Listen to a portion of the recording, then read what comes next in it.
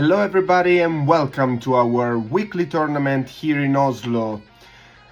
Today the first match is Anesh against Falk. Falk is playing Burn. It's his own brew. He changed some cards. While Anesh is playing Boros Energy. Nothing special about this list. It's Boros Energy. The game is about to start. The two players are keeping their hand. We can see Falk starting playing Mountain.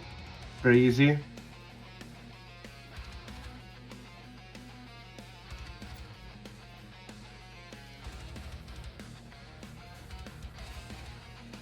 Anesh is an experienced player in Magic the Gathering. He usually plays Legacy, but he has very good rating in Modern also.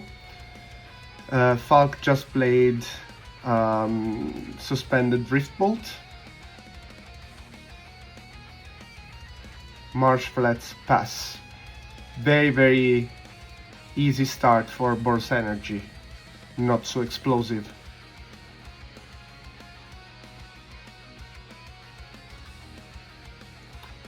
Falk plays Barbarian Ring. And he puts down a Slickshot Show Off. Not plotted. He attacks directly. That's where Anesh fetches. Secret Foundry, taking 3 damages. Galvanic Discharge. Well, let's say that Slick Shot didn't go so far.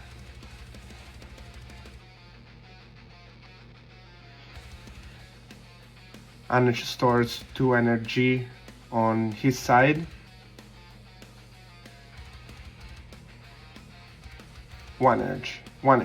He uses 2 energy and stores 1.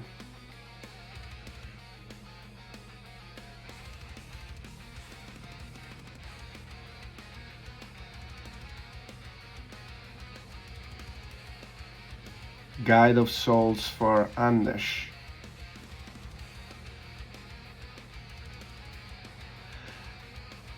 Guide of Souls is a creature that whenever a creature enters the battlefield, the player playing Guide of Souls gain 1, and during the attack phase you can use 2 or 3 energies to give another creature 3 energies to give a creature +2/+2 and flying.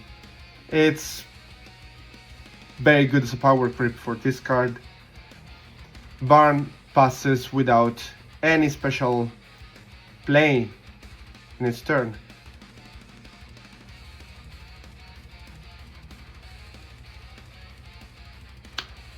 Surveilling for Anesh.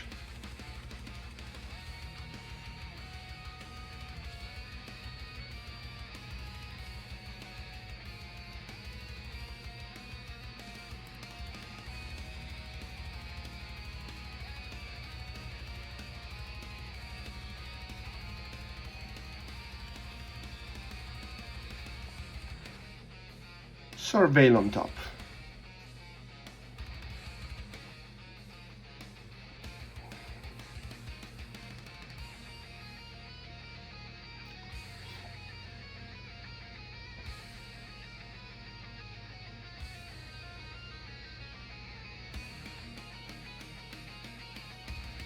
Falk is probably waiting for the end of the turn for his play. Arena of Glory. Exerted. So 2 red floating for Anesh. Goblin Bombardment with 1 of the red mana. And Ragavan.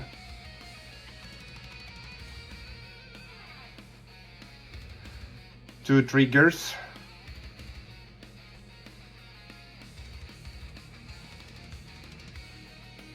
Just one trigger. Ragavan swings. And yes. That's a light up the stage Final Fantasy version. I'm not a super fan of this Universe Beyond, especially with these arts that are basically taken from the video game, not even the effort of redraw something. Not very big fan of this, but and as I said, this is a Falk brew, so he decided to still play Light Up the Stage and some other cool cards. Cool.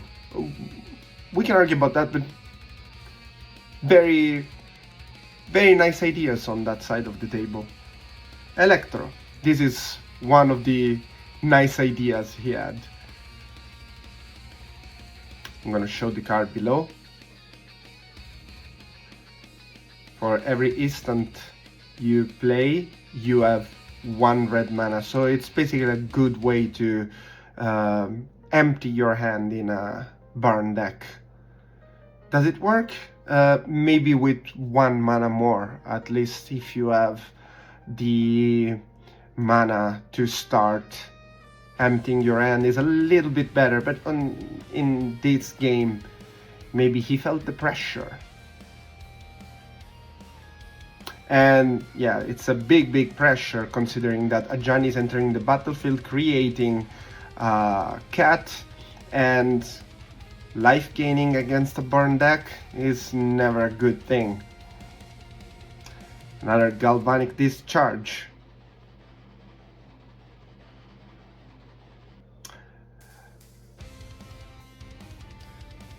Three energy used to kill Electro.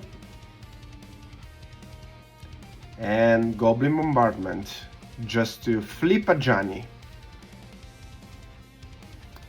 Ajani flips. I want to remind everybody that this is a proxy-friendly tournament that we hold in Oslo. It's not official, but we like to play.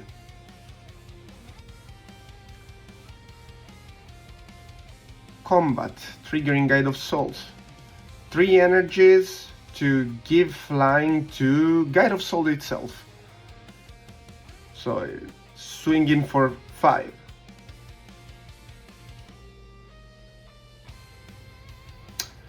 Trigger from Ragavan. It's a land, nothing happens.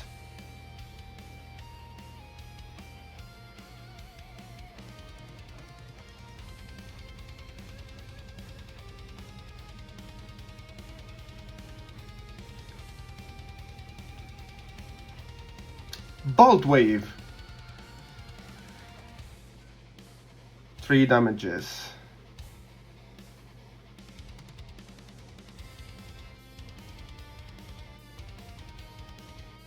And light up the stage.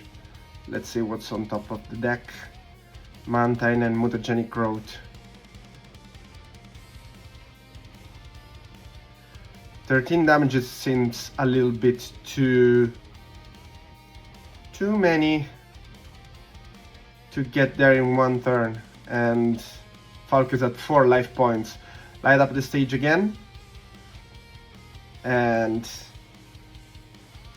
yeah, let's say there's not much he can do. Next game, first one is for Boros energy.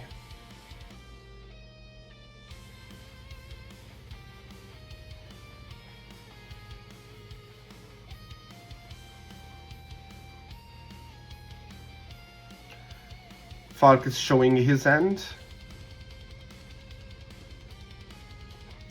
Same for Annesh.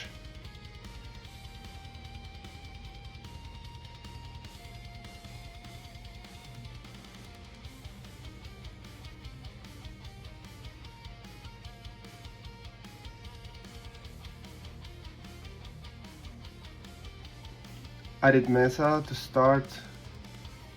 Mountain.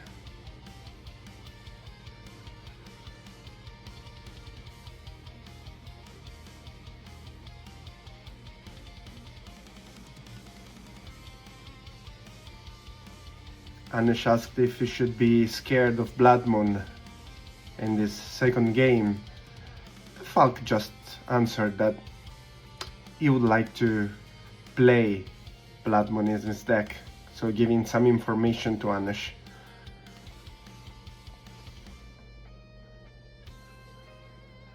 Ragavan. Bolt on Ragavan. Apparently it's a difficult card to deal with for Falk. Barbarian Ring.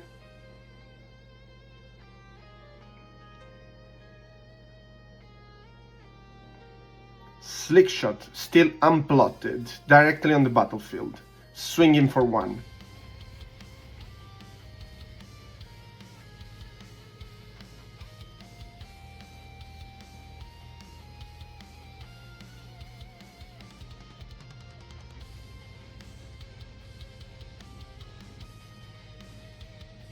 There you go, Arena of Glory. For 2 mana, Voice of Victory. No spells on Anish's turn.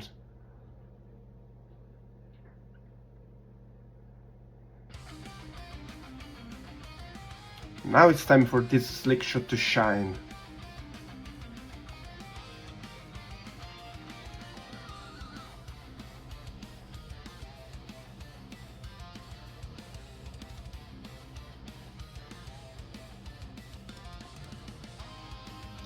Bolt Wave on Anish's face. 1 spell cast for Falk. 1 damage for Falk and light up the stage.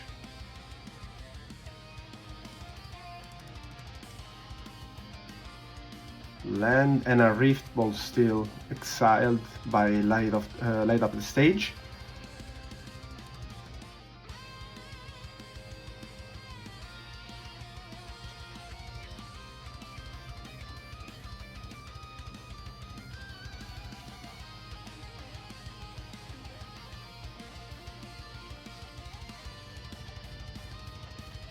Lava Spike. So 3 spells. Slick Shot has +6 attack. So swinging for 7, it's a lot. And 3 damages, as we all know, is basically 1 burn spell. So it doesn't look that good for Anish on this second game.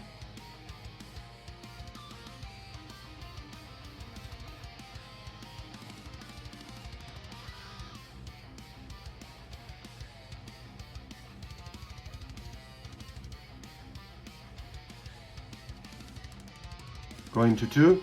The difference between 2 and 3 in this game at this point is basically none. Non-existent.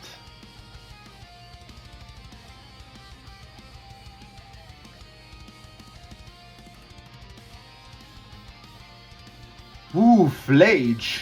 Flage can change the difference. Flage kills Slick Shot, getting back Anish to 5. And 3 damages for Falk with Voice of Victory plus the 2 tokens that comes out of Voice of Victory. Nice of him to show all the triggers and interactions. For lands on Falk's side, he needs 2 damages spell. Rift Bolt, hard casted.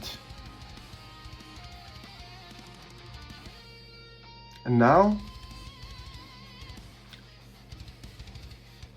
Rift Bolt suspended.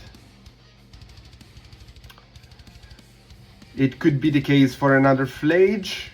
Could there be a way for Anish to come back from this like sword on his head?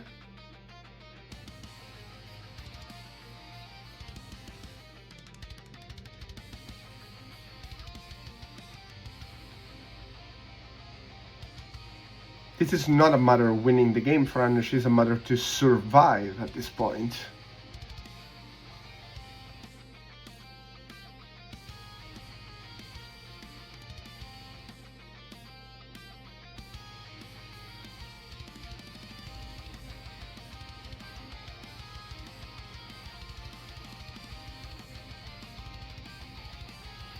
Dashing Ragavan. 5 damages.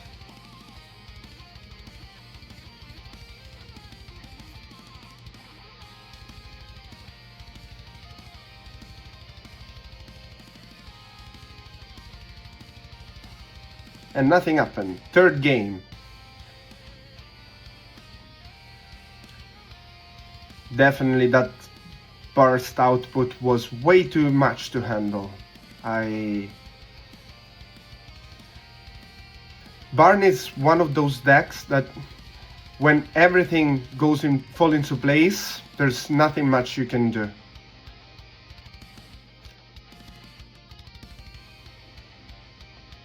And maybe Boros energy didn't had a very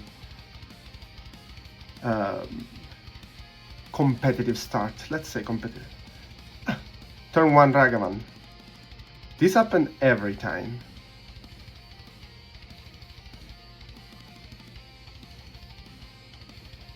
Fetching for 1.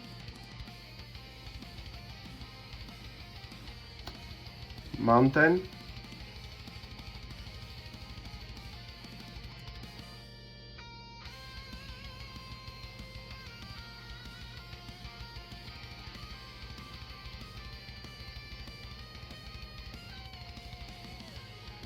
Swift Spear. No blocks.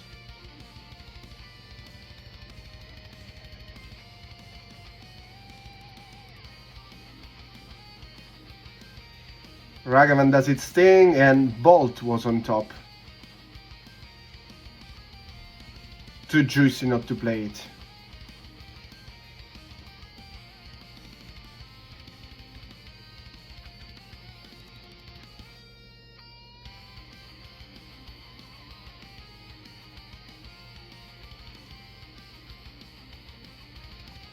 Ajani plus the cat. This game is so far started totally on Boros energy side. Burn is lagging behind.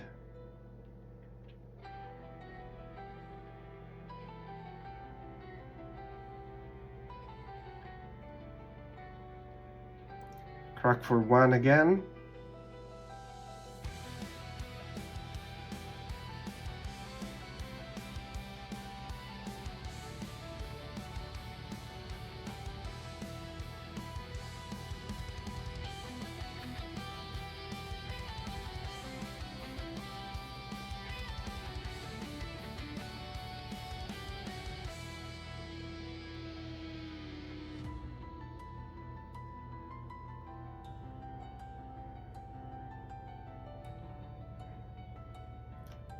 Too many decisions maybe on the barn side. Slick shot, plotted. It could be explosive on the next turn, but Anesh just drew or enchant.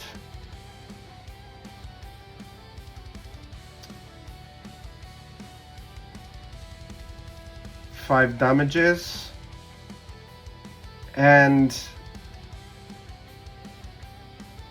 Mutagenic Growth exiled through Ragavan. Second main, Voice of Victory.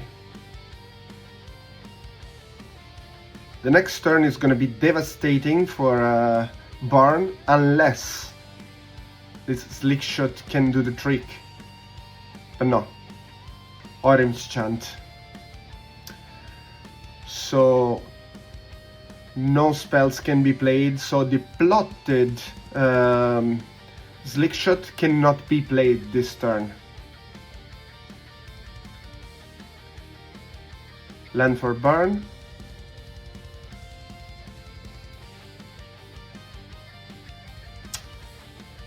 Rift Bolt cannot be suspended. That's what Falk asked to Anesh.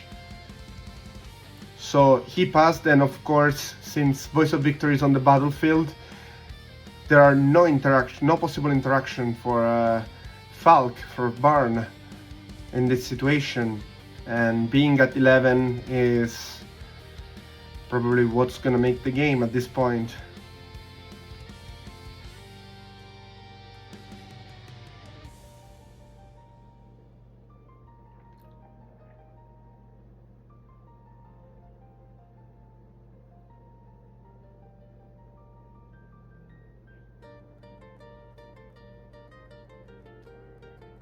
And there we go with the Surveil on the stack. Decided to keep the card on top.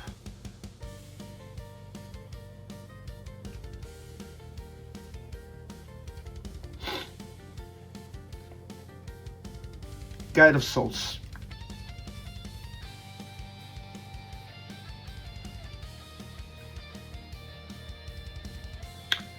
Pyromancer for Anesh. And since he has no cards in hand, he doesn't have to discard anything, but he can draw 2 cards.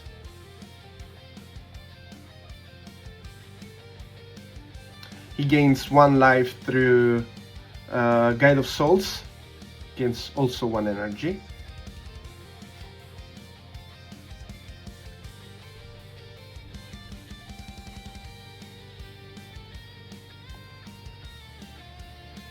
Devastating swing, because at this point Guide of Soul is gonna give Anesh 2 life points through the 2 tokens that come out from Voice of Victory, which also means 2 energies, and that's how he uses 3 energies to give +2/+2 and flying to Ragavan, because why not?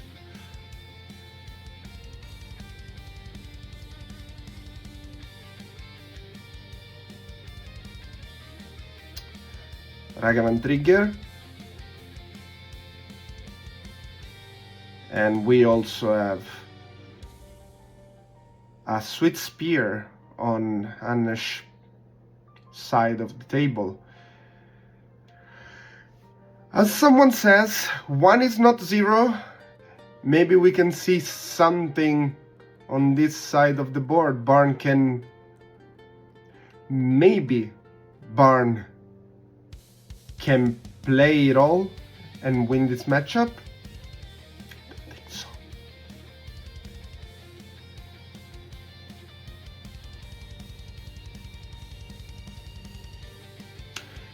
Concede was too much for Barn at this point. Too many life points gained on the Boros energy side.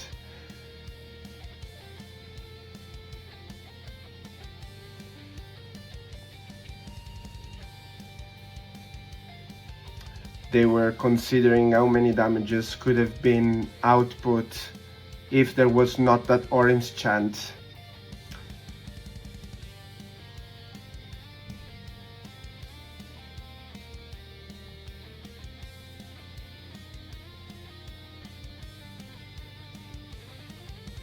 No sideboard on Barn's side. Absolutely no sideboard for Barn.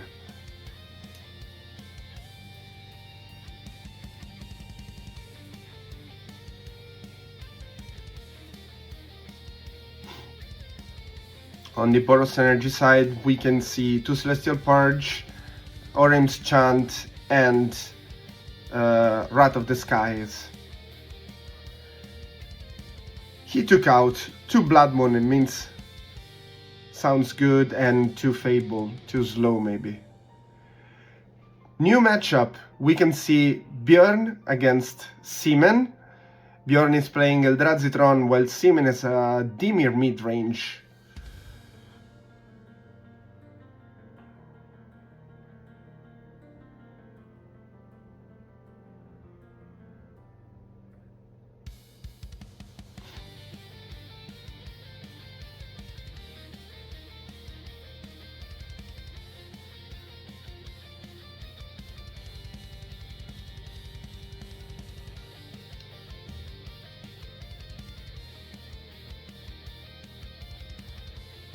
It's a keep on both sides. That's their starting end. Nice.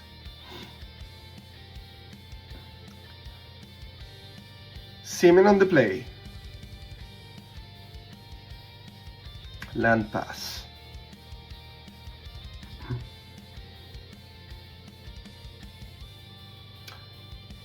Expedition map. Classic Tron opening.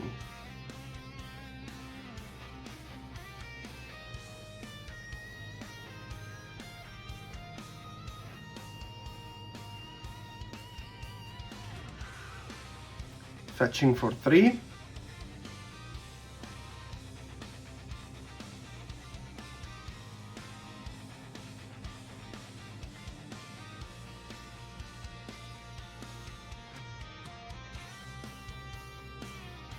Frog, MVP of Modern. Well, at least it was, and it's still quite good, I gotta say.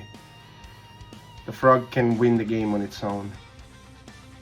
Glaring Fleshraker on the Eldrazi side is a creature that every time a colorless creature hits the battlefield, deals 1 damage to the opponent.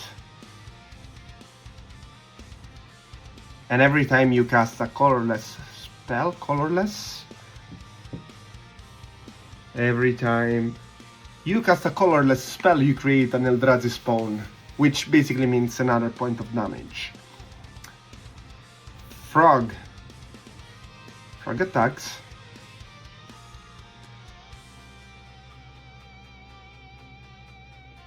Hitting for 1, and then we shoot the Sheriff on Glaring Fleshraker. It's a very nasty creature to have on the battlefield. You really don't want to have it there for too long.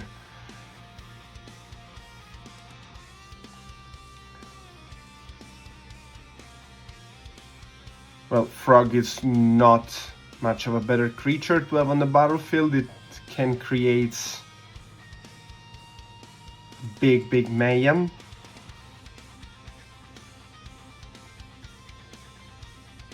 And Tron has to find an answer for that.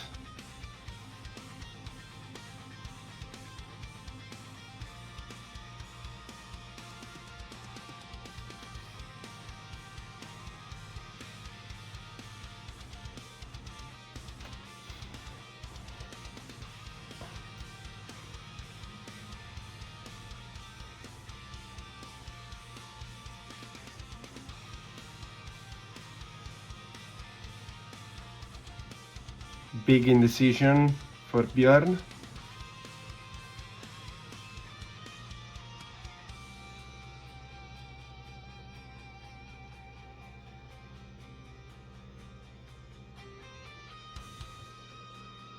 And then land. Another mine. And then talisman. And spell snare. No ramp for this Tron, no luck at all.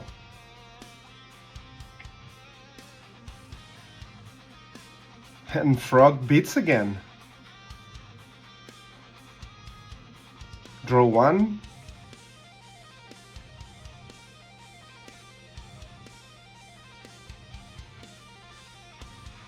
Still in the damage step. Kaito. Well, what happened at this point is that Frog is still an attacking creature. The damage has been assigned, so just 1 damage. And Kaito has been played with the ninjutsu ability. It's on the battlefield, but just 1 damage has been assigned. 0 Kaito. Survey land.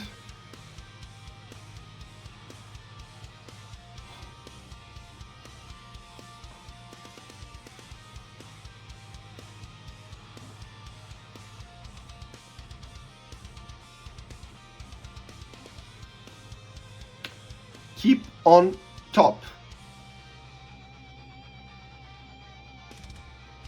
Crack map. Looking for a very important land at this point.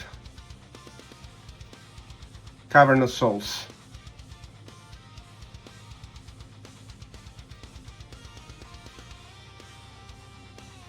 And played naming Eldrazi. Passing the turn.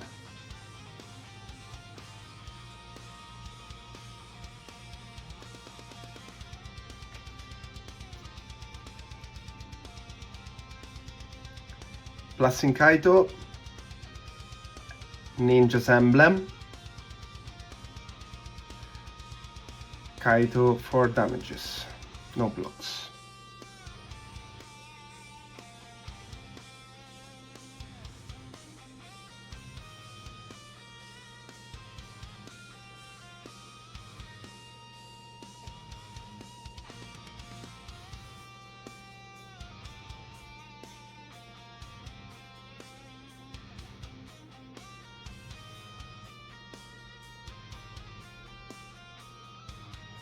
Preordain. Let's see what's on top.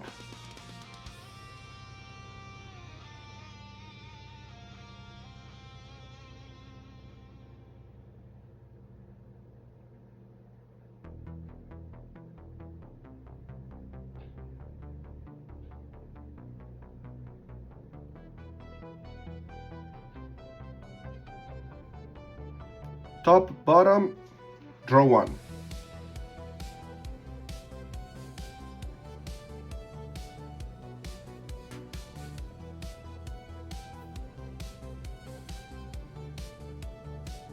Another surveillant. Keep on top. Frog.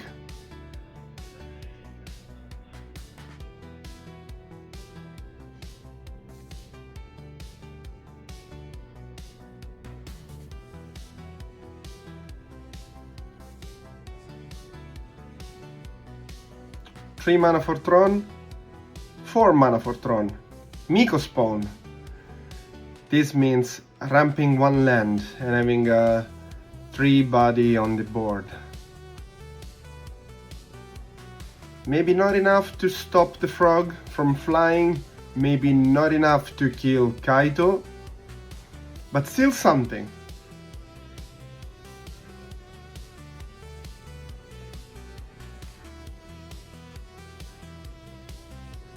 Hard times for this Tron deck.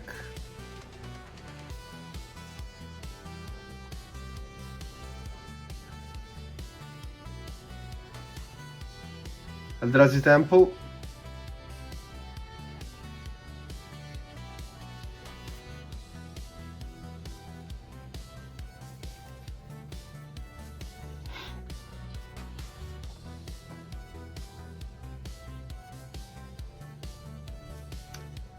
Thoughtseize. Let's see what's on the Tron hand.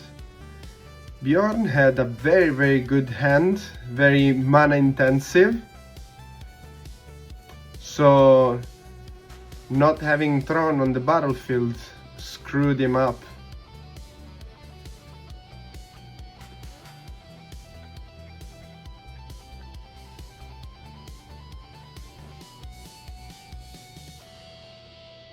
If he just had Tron, this hand would be devastating.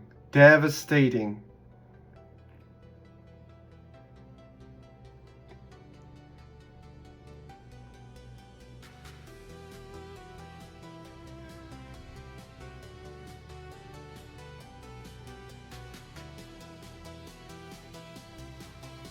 Ulamog. Ulamog shuffles the graveyard.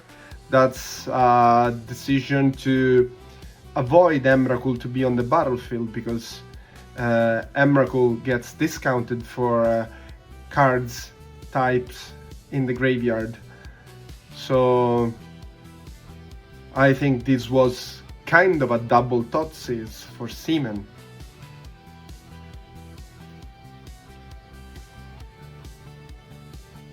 Bjorn was nice enough to leave the cards for Seaman to be able to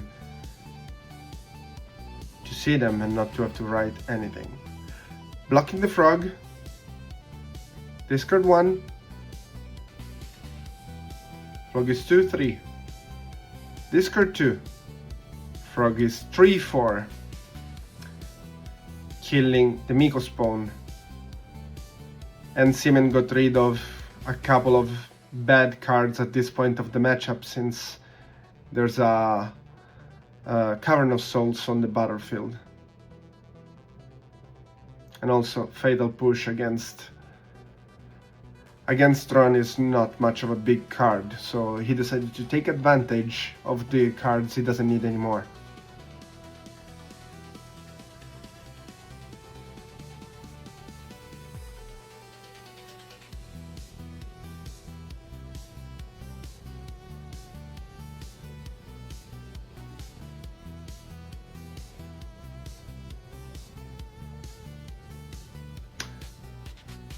Björn is taking a look at his sideboard because probably he's gonna cast a Karn next turn.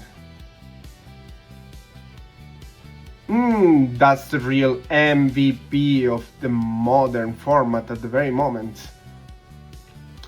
Riddler, enabling the frog for discarding and remaining with one card in hand, so that the Riddler trigger is gonna draw 2 instead of just 1. Sick, disgusting combo that I use as well because it's nice.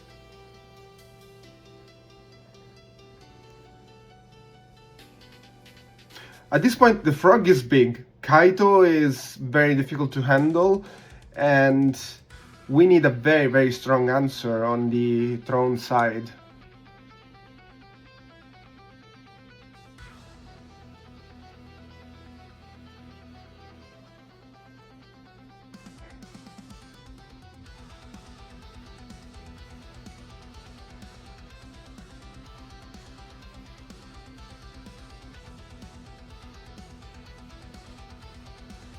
Wordbreaker.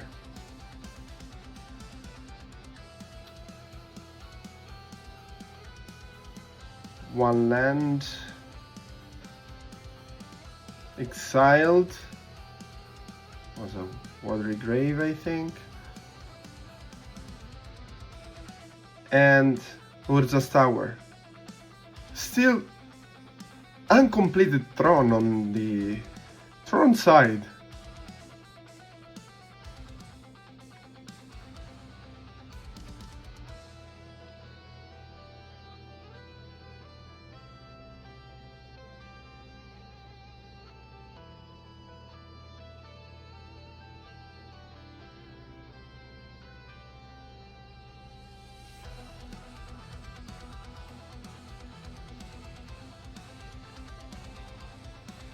Kaito taps the Wordbreaker with 2 stun counters in order for the frog to go for lethal. Too much to handle.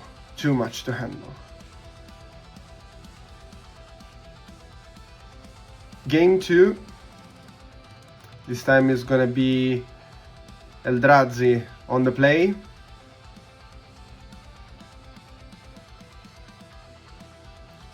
Let's see if the story could change this time, being on the play.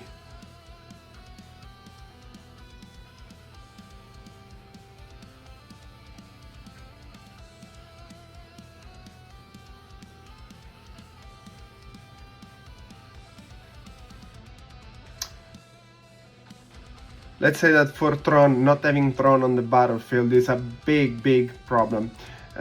Looks like a deck with an Eldrazi ramp deck plus the Tron plan. So I think it's very dependent on the Tron. They both keep showing the hand.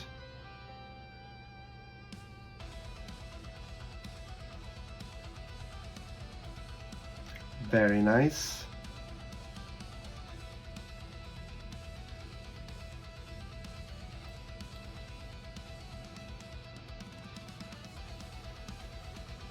We start with Urza's Tower this time.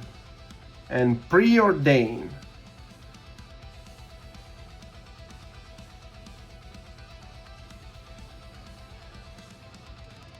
Preordain, fetching for 3.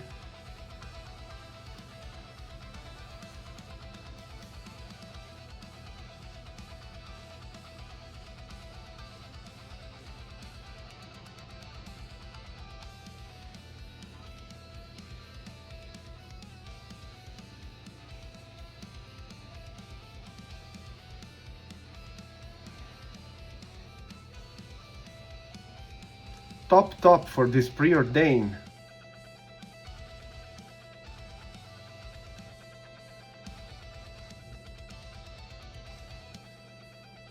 Eldrazi's Temple, Talisman.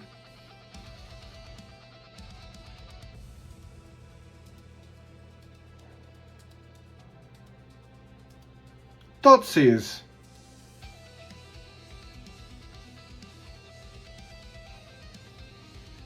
A lot of basics, but we also see an Ugin and a Karn. That is gonna be discarded because it's pretty fair. At this point is what you have to take care about.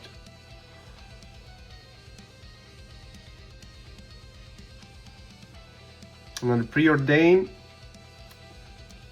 Still top. 6 cards in hand for Dimir Midrange. Land. And another Talisman.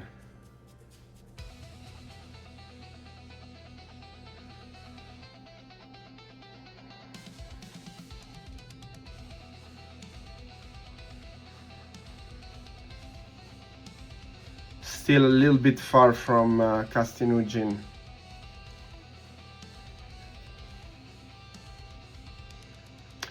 And Frog.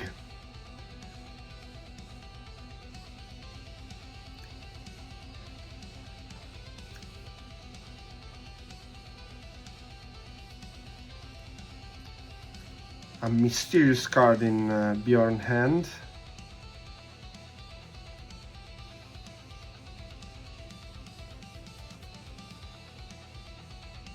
Rambo.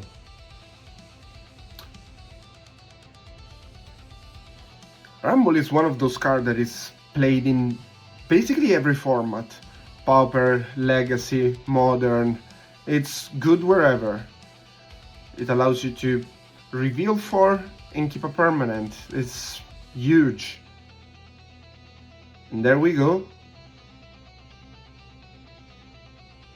We have it. Eldrazi spawn. We finally have Tron on the Tron side. And Ujin getting rid of the frog.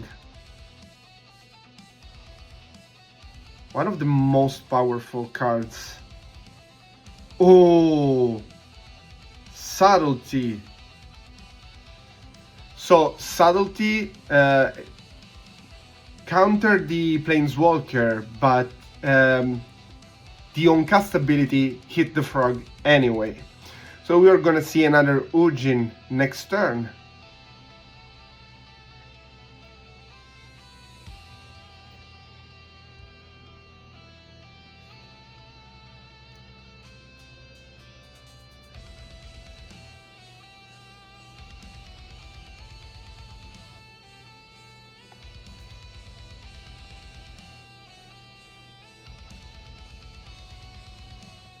And yes, Surveil keeping on top.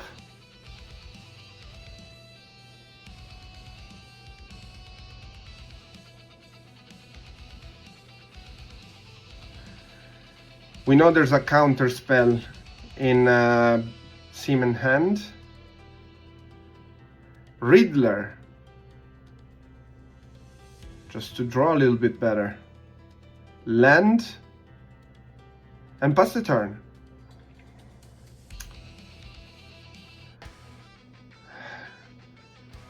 The only card that is in Bjorn hand is Ujin at this point, that cannot target anything on the Dimir battlefield, but it's always good to have it on the board, I mean.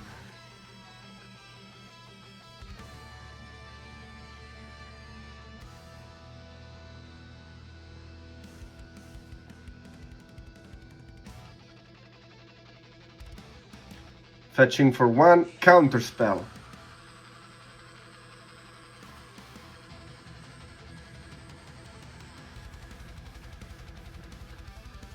Now we know that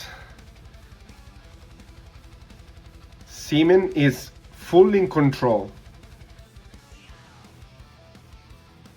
And Bjorn is at the top deck, which is a very good top deck usually for Tron, but Hard-casted Riddler. Hard-casted Riddler drew 1 card to Seaman. 1 land.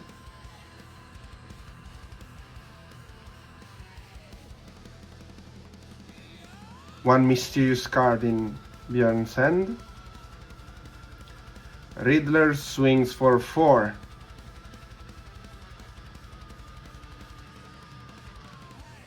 And now,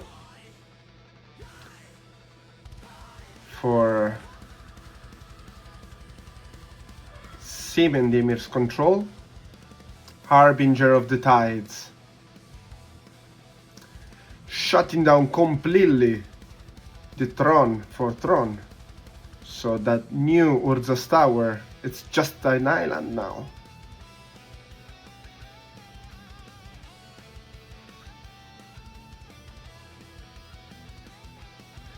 Oh, Devourer of Destiny. Hard casted. Targeting. What is he gonna target?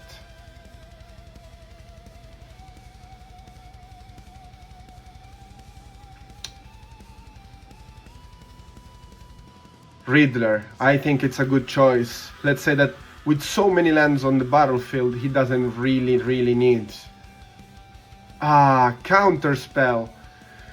So Riddler is gone, but also the Devourer of Destiny, and the Harbinger keeps beating. Frog again.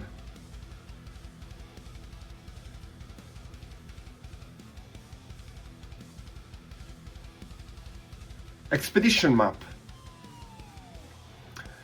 No luck on the Tron side. Tamio. Beating with Harbinger and Frog. Frog is gonna be blocked by the Eldrazi spawn. Seaman is regretting not have given fly to the Frog. Damage from the Harbinger. And pass the turn.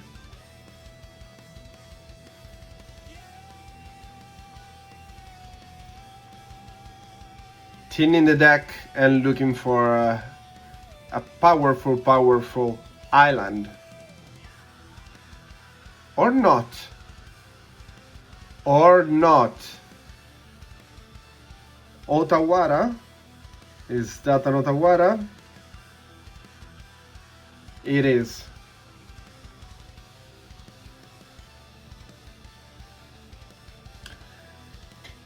Apparently Bjorn wants to have his lands back.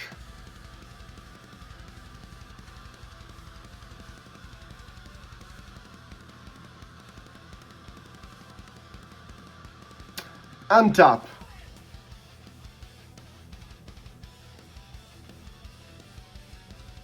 Is this card gonna make the difference? Could be, could be. We have a Kozilek command in hand. Let's see what happens now. Kozilek command could change the game. There's plenty of options to choose from.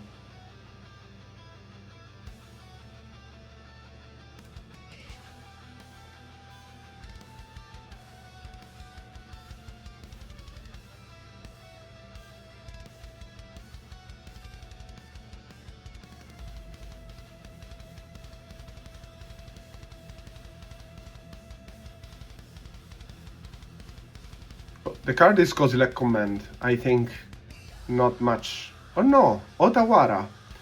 To bounce the Harbinger and then adding a shit ton of mana. Kozilek command for 10. Exiling the frog.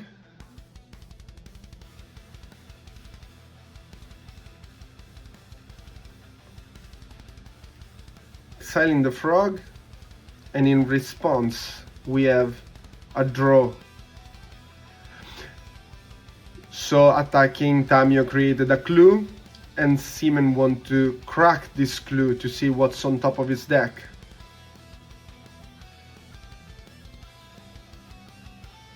Just a land.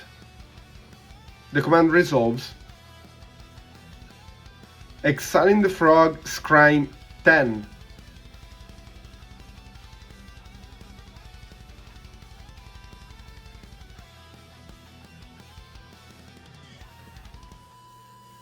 Among this 10 card, there is going to be something that can bring the game on the Tron side.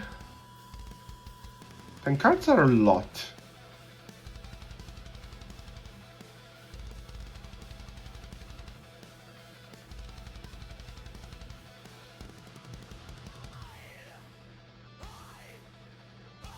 Deciding what to keep on top or bottom.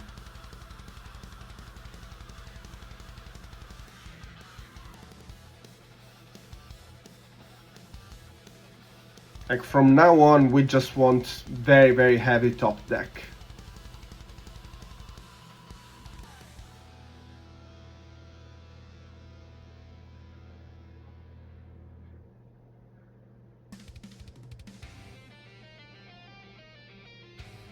Apparently no more Ujins in these top 10 cards. Draw 1 for a Kozilek command. Tamio hits for 0.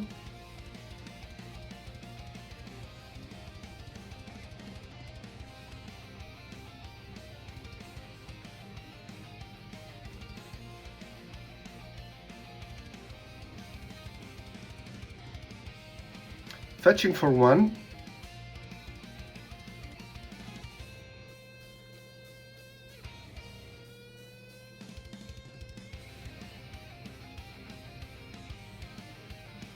Five cards on top. Now 4 because 1 has been drawn. Harbinger and Thoughtseize. Another Kozilek command is gone. What a shame.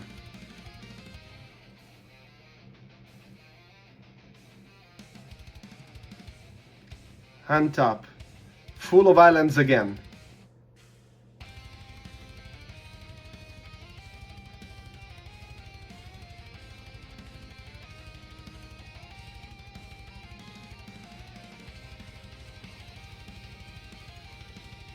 Devourer of Destiny on Harbinger.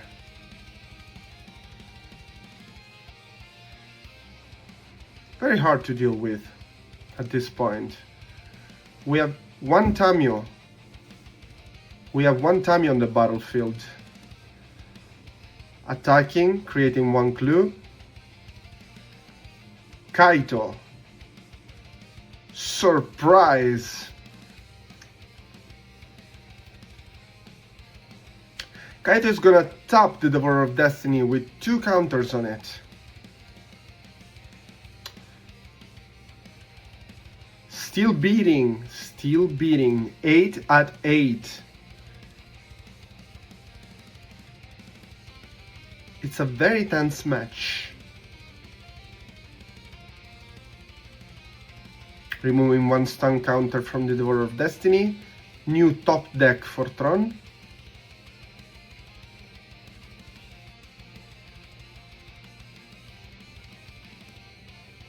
Now all the lands are there.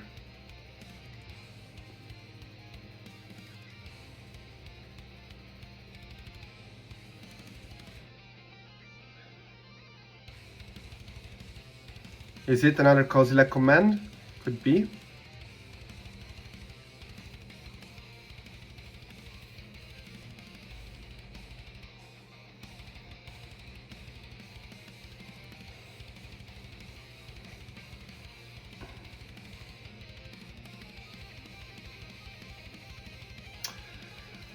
We want to remind that when it's active player's turn, Kaito has X-Proof and is a creature.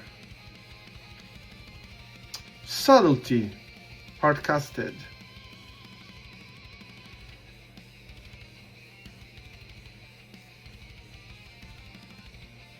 In response to Subtlety and turn, we have Kozilek command again.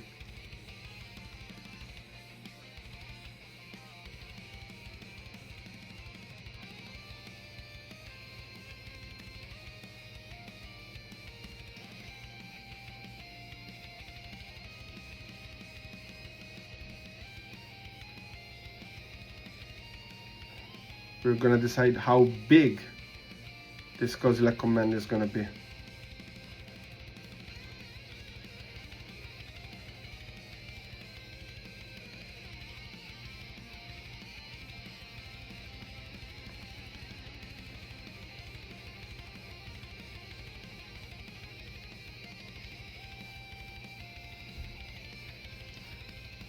X is 8.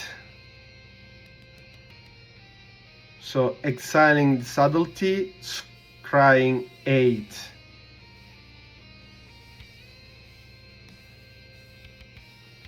Apparently still no big luck on Tron's side. We gave a look at 18 cards so far. No Emrakul, no Jin, no big guys to put on the battlefield and make the difference.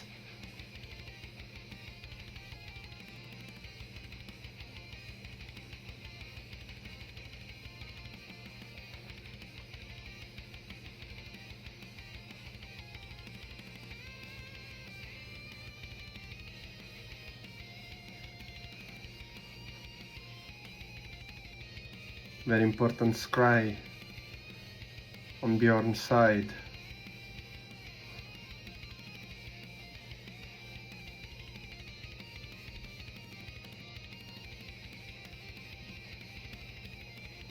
There we go. Draw 1 and Seaman turn starts. Kaito, emblem, attacking for 4. So we're now 4 for Tron, 5 for Dimir. Tamio, tracking the clue, drawing 1, and pass.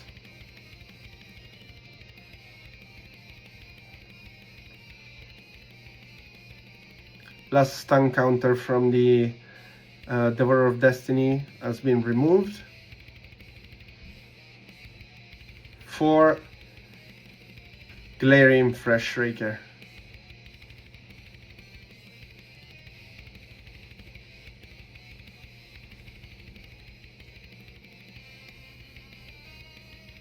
It lands.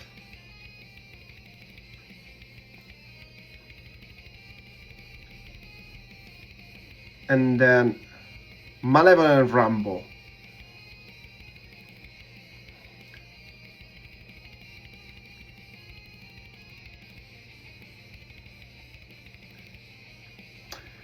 We can see 2 cards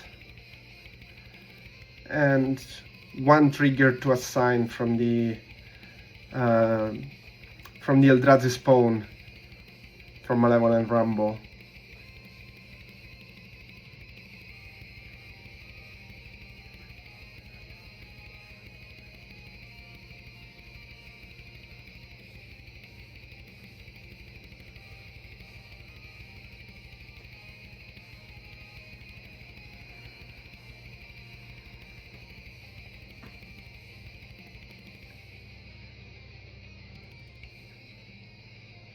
And it's Karn.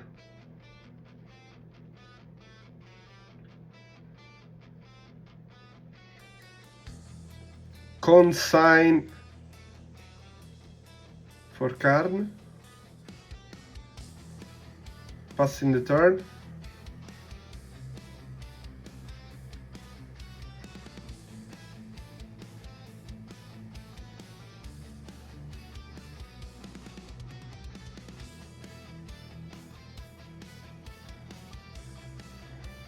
I want to say that at the very moment, it doesn't look so good on the Dimir side.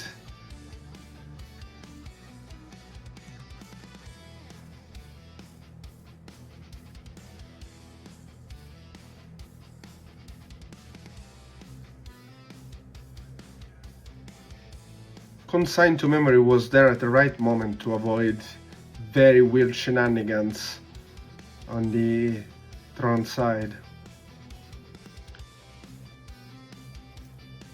Kaito stunning the Eldrazi spawn.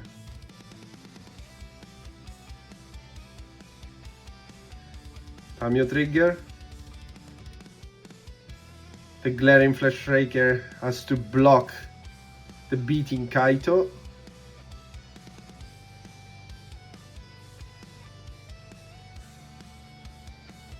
Surveil. Keep it on top.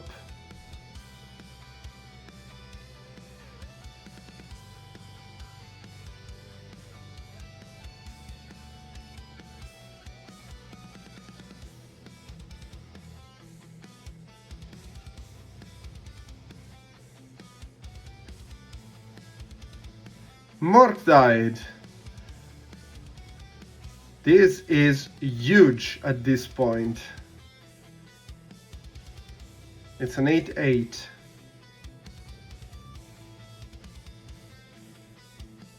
And then Tamio replacing Tamio. Legendary rule.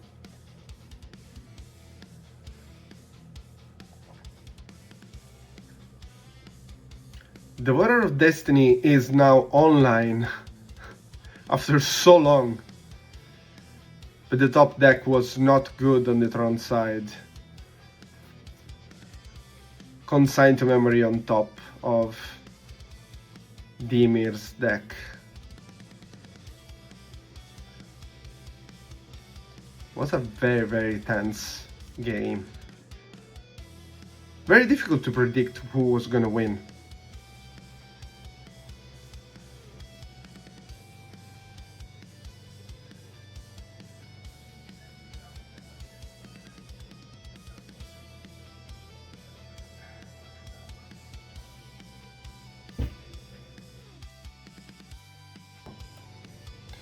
Here we have Tano against Seaman. Seaman still Dimir midrange. Tano is playing Esper Blink.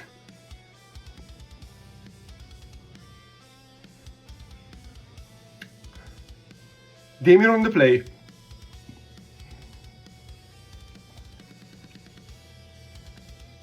It's a keep for both.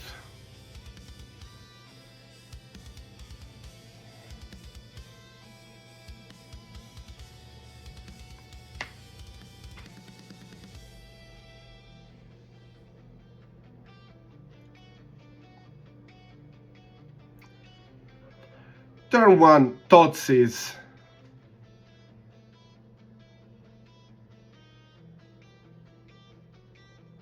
It's a very difficult Thoughtseize because basically this hand is Thoughtseize proof so far. Let's say that the biggest threat is Riddler, of course.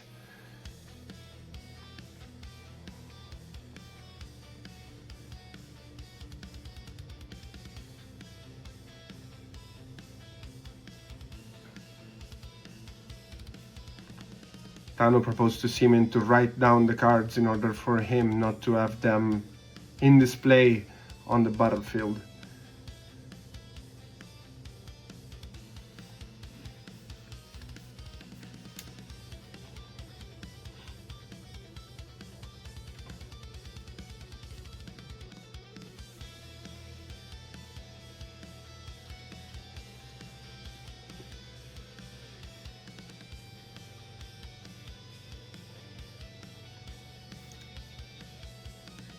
Esper Blink is taking it slowly, surveilling for one card.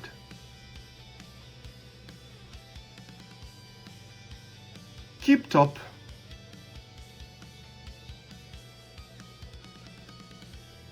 And another Thoughtseize. This was probably unpredicted, and the second Riddler is gone. One of the most difficult cards to handle for Dimir, probably.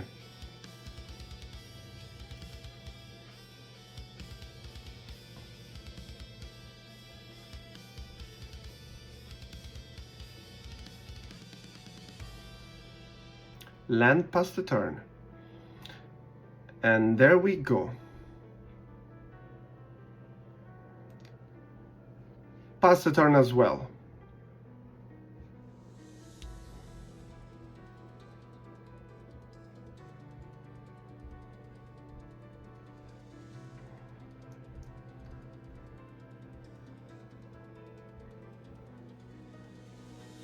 the two are talking about how easy is this race to win for Esper Blink, while the other one is talking about that shadow he could play.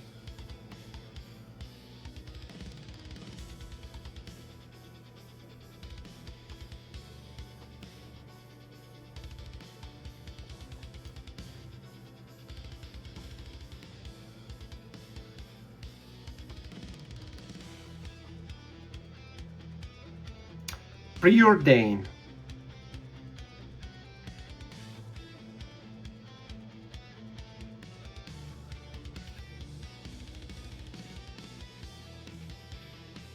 After 2 Thoughtseizes, it's good to have something to draw and adjust the hand.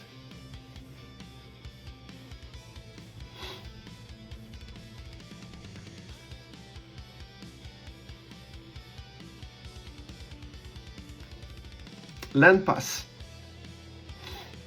Fetching for Esper Blink.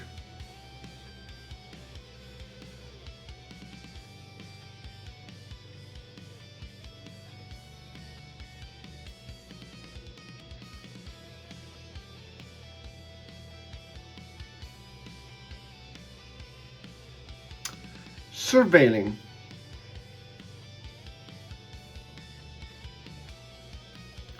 Let's say that after this disruptive start, getting 2 Thoughtseizes, you need to get something good to draw.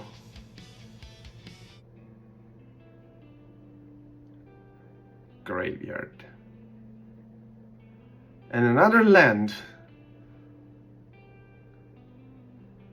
Island passing the turn. Actually, all the full art lands from Edge of Eternities are very, very super nice. Maybe the island is the only one not very exceptional, but still good in my opinion. So far it's a land pass, land pass, land pass. Looks like a control game. Nothing is really happening on both sides. Fetching for 1. Surveilling. In its own turn.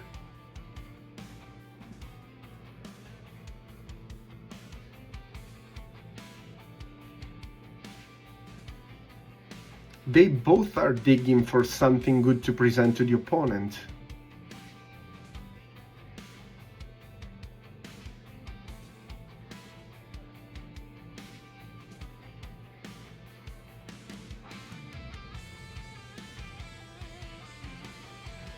Simon thought that this Thoughtseizes was not good enough at this point of the game. You need some, something juicy at this point.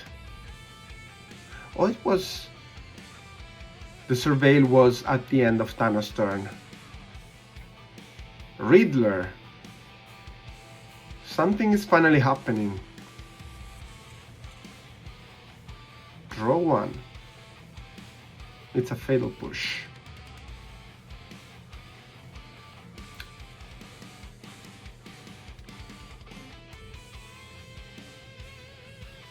Riddler disappear, end of turn. Fetching again. It's gonna probably be another Surveil land.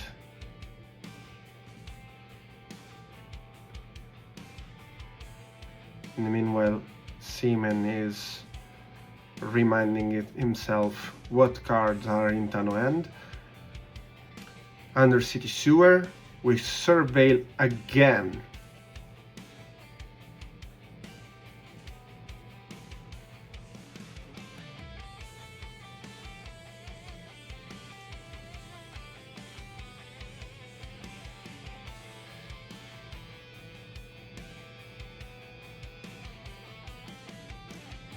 Keep on top.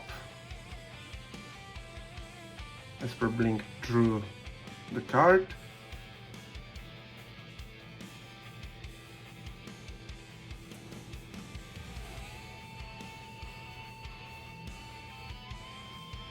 Land and Overlord impended. But Seaman was prepared with a subtlety.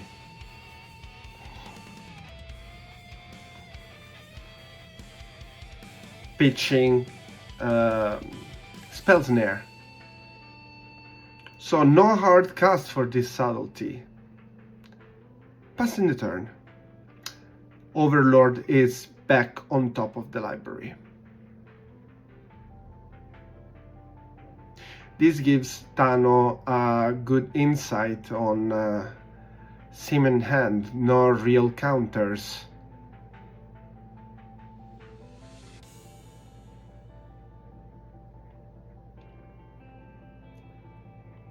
Just 2 cards on Dimir. 2 cards then for Dimir.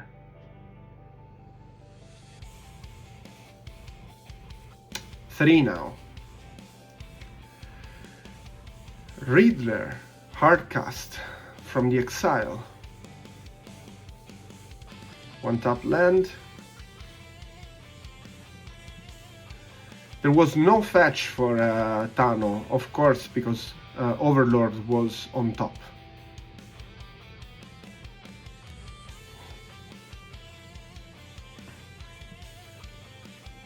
Overlord, impended. Let's start the dance. 1, 2, 3, 4 cards. Getting back a Riddler, just to replenish at some point. Fetching for 1, the life total is in favor of Tano at this point. Basic planes.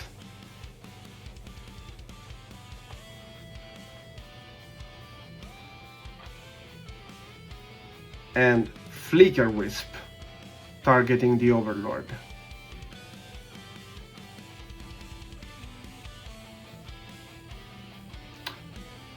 The Overlord triggers again.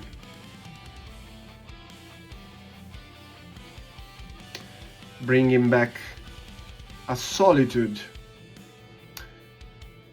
And Seaman conceded.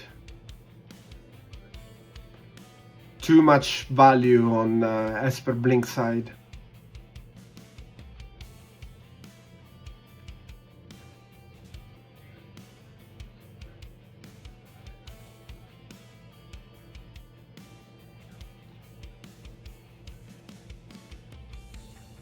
Dimir on the play. Again.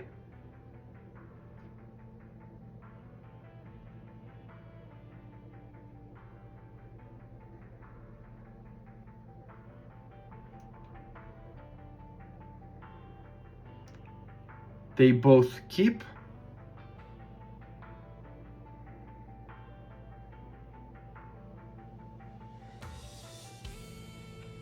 Land pass for Dimir.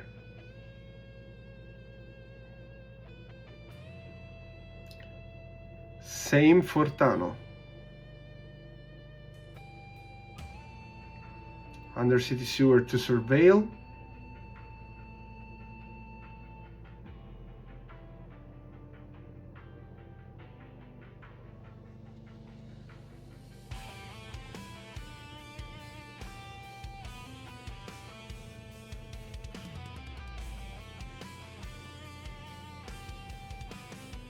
Keep on top for Seaman.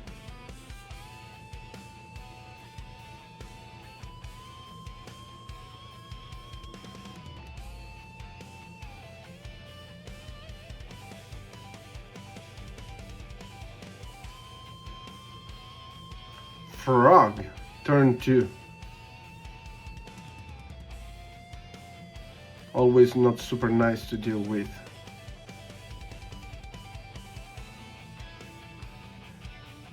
Subtlety, pitching Riddler.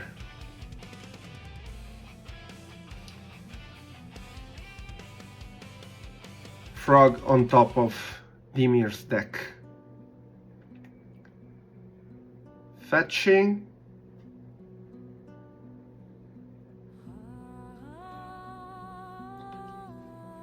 For Meticulous Archive, it's a surveil.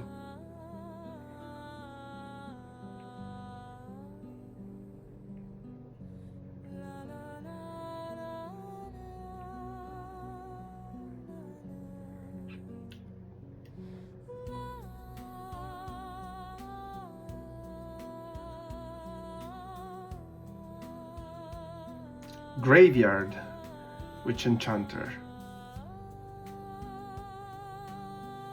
Basic Swamp. Overlord, Impended. It resolves.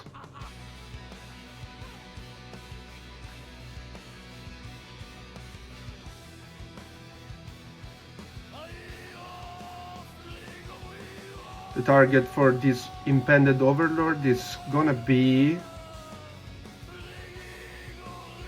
Subtlety again.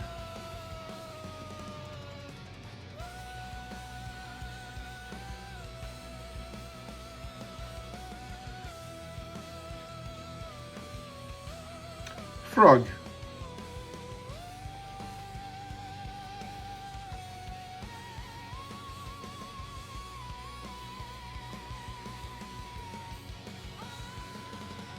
Very tough decision to how to deal with this frog at this point. Subtlety, pitching another Riddler.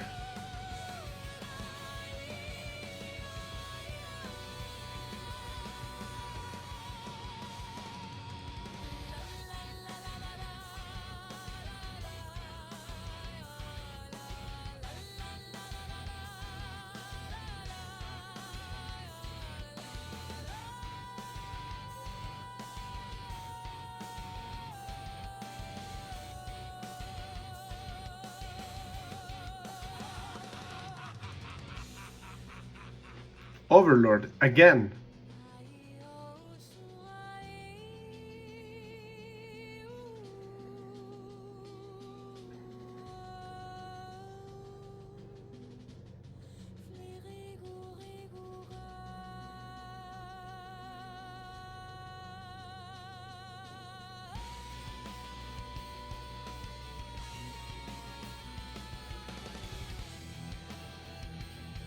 Maybe the indecision is about Solitude or the Planeswalker. Teferi is always a good choice against control. And it's Teferi indeed. One tapped land, passing the turn. Frog. For the third time.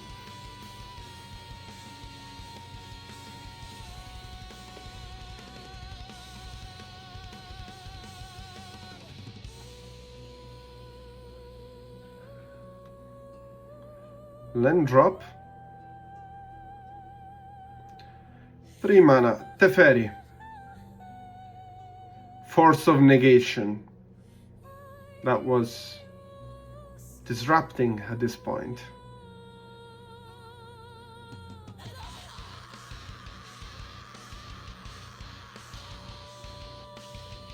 Passing the turn.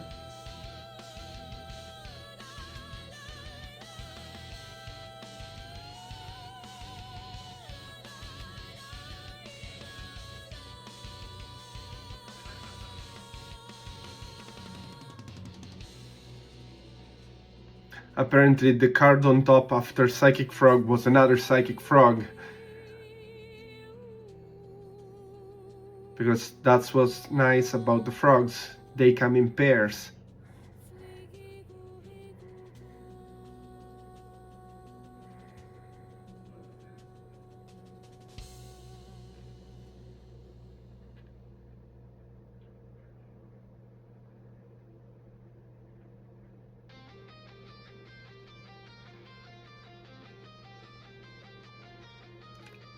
Surveilling.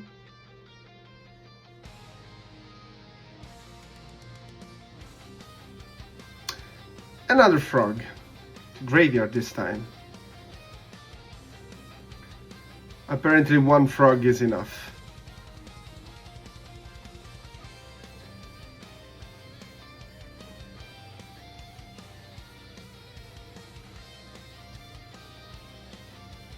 Riddler, which along with Frog is a very sick combo. Frog discard once, Riddler draws 2. Land for turn, but Seaman skipped the turn before. 3 damages from the frog. Drawing 2, still for the Riddler's ability.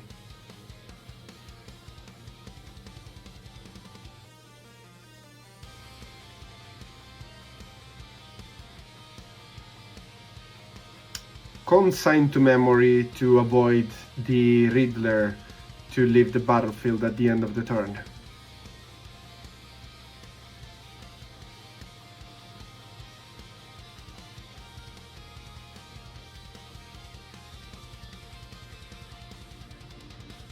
Surveil again.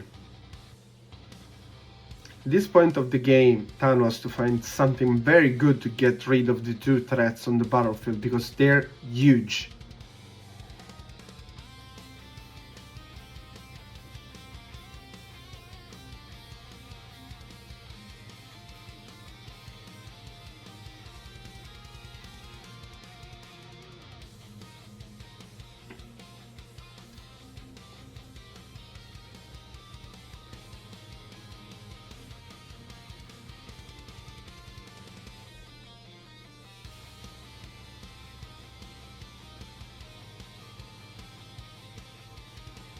Apparently this surveil was quite difficult, but Tano kept it on top.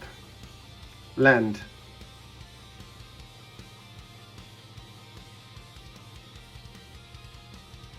Fetching for 1.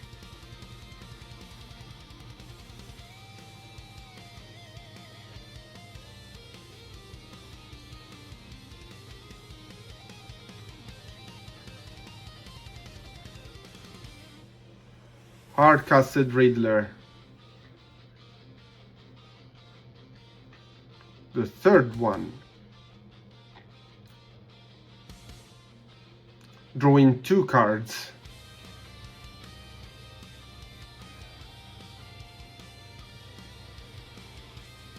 Is it gonna be enough to block the frog?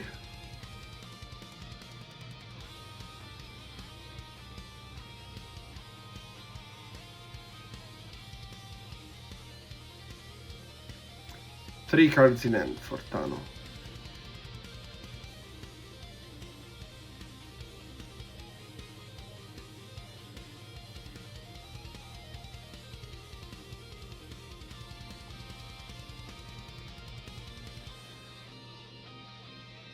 Seaman discarded on the upkeep just to draw 2 on the draw step.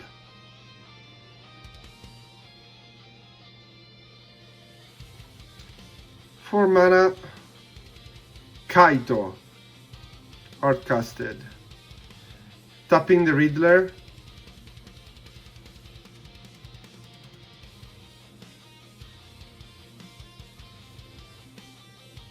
Two stun counters on the Riddler. 14 at 17.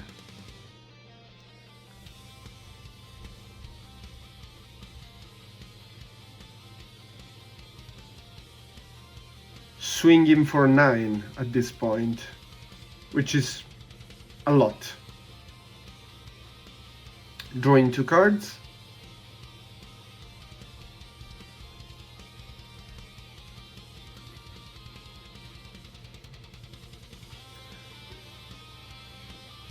Two cards in hand for Seaman.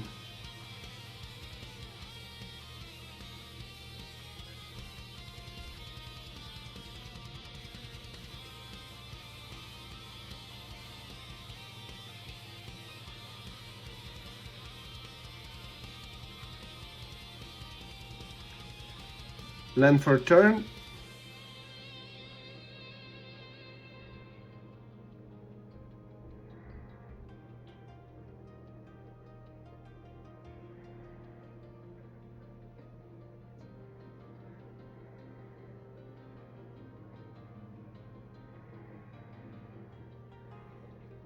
Apparently there's a lot to think about on Thanos' hand.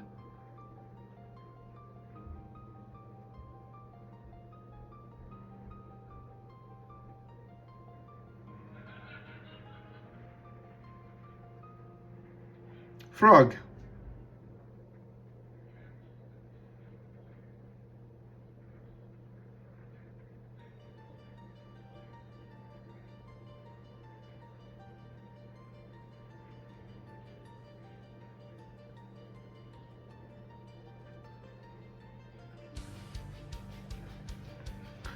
Tough decision for Seaman, who probably has a counter.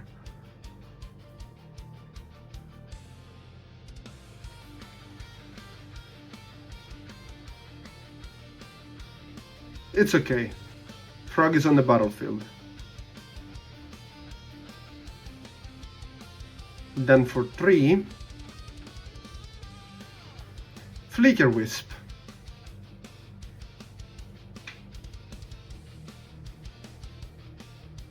And that's a Scald. Flicker Wisp is countered. That was too much of a big threat at this point. It could get the Riddler back online.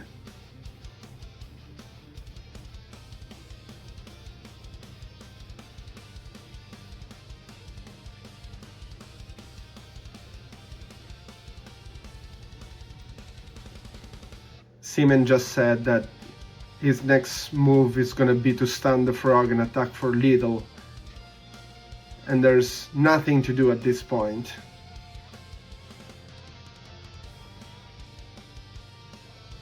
Third game.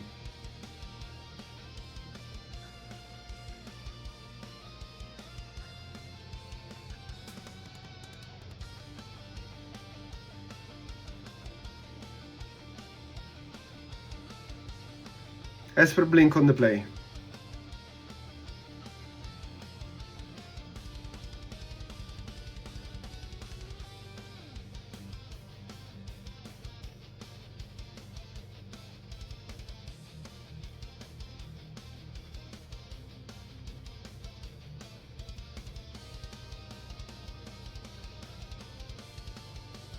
Before to start showing the hand.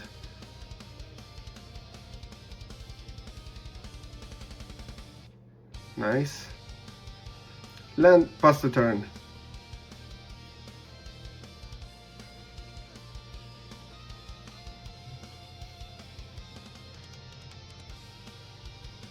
Surveilling for Dimir Midrange. Force of negation to the graveyard.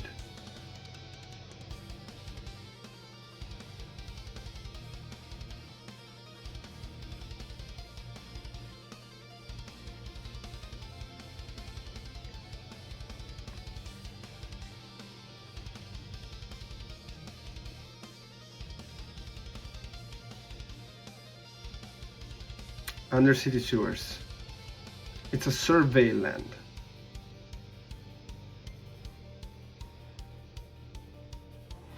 Not much of a big surprise because Esper Blink doesn't have so many cards for 1 mana. It's mostly interactions. Surveil kept on top. Land, pass the turn.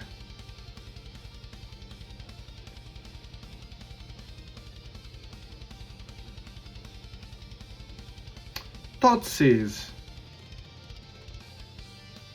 In response to Thoughtseize, there's a fetch.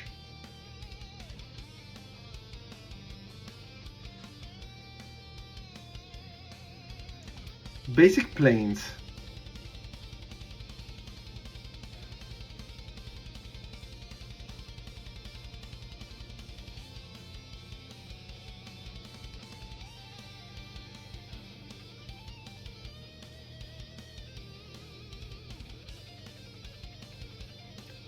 Doggo.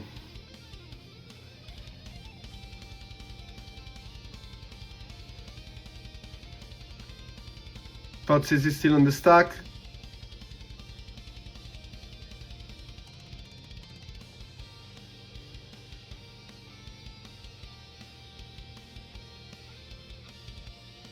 Seaman is thinking about its subtlety. And it is subtlety. Doggo on top of the library. It's pretty difficult to deal with this hand. Thoughtseize is good, but in this case there are too many good cards to take away, and all of them can be played next turn.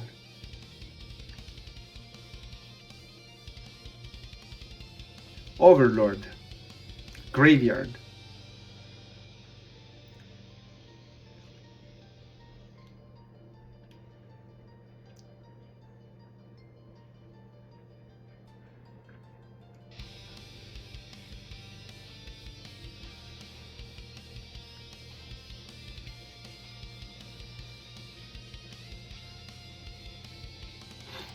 Preordain.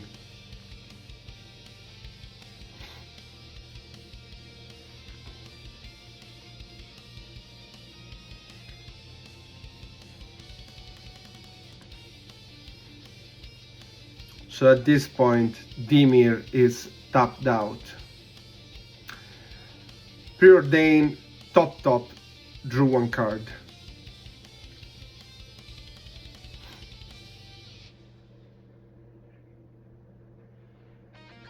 Overlord, impended.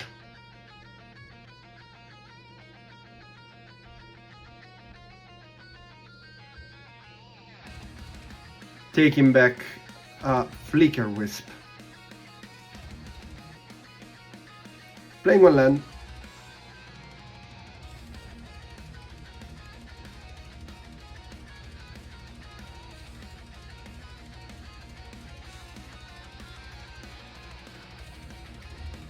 Thoughtseize again.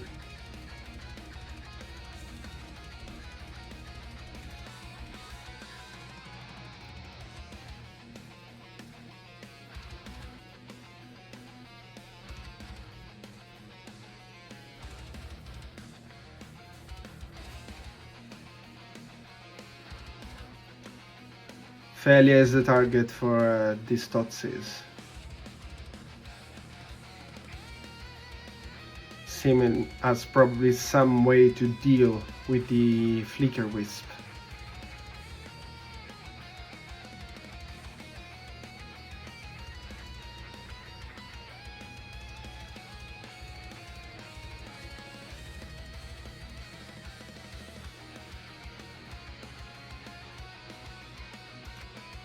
Meticulous Archive to surveil again.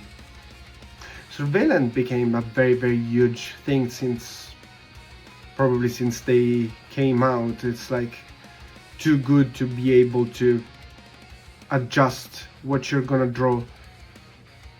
And if you don't need it, you can put it in the graveyard, and for some deck this is huge. Esper Blink is one of those decks.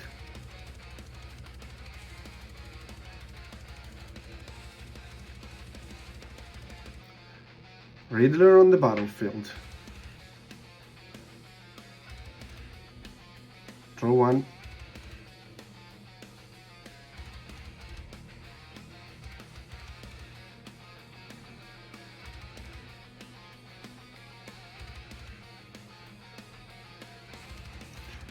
Consigning the Riddler triggers to go to exile.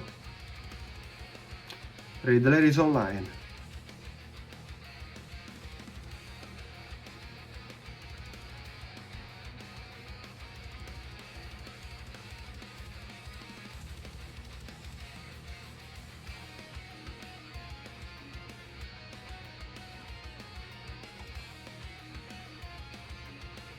It's a very control-ish game so far.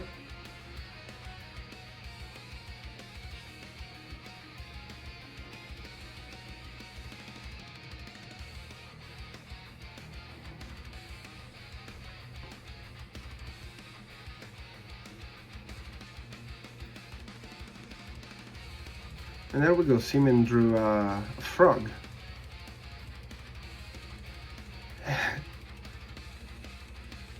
And we did shoot, is it shoot the sheriff? No, I'm gonna put down under what card it was. But it was dealing with the Riddler, so it was a good one.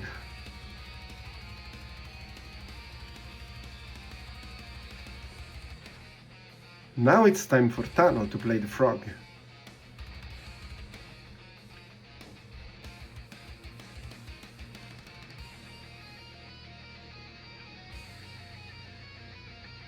Scalding, and the frog is gone. Land for turn and pass to Seaman.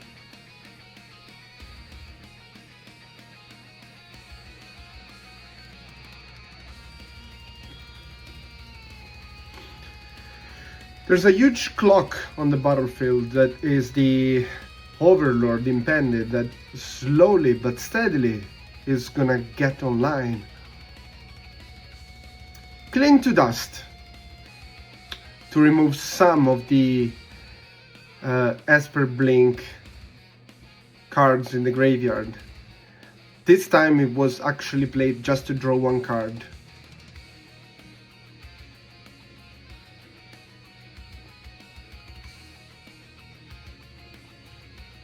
All the surveillance from Thanos' deck are out at this point.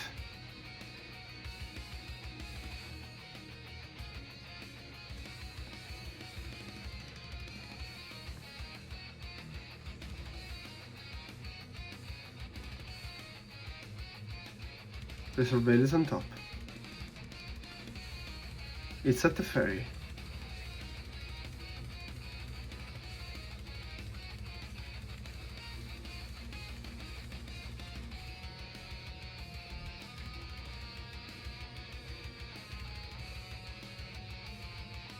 Flicker Wisp, target Overlord.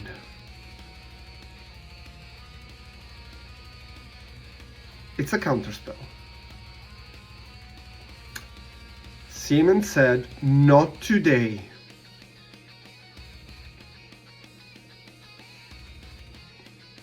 And Frog for Seaman.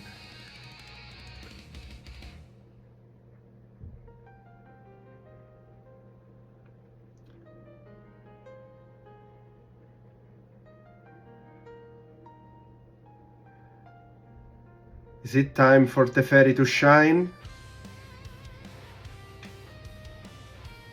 Teferi, yes.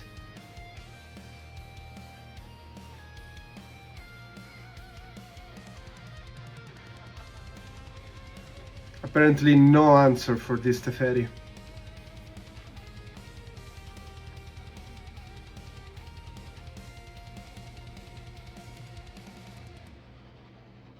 Oh yes, instead. Force of negation. Seaman predicted what Tano was about to do. Because Seaman knows exactly that in Thanos' end there's a prismatic ending.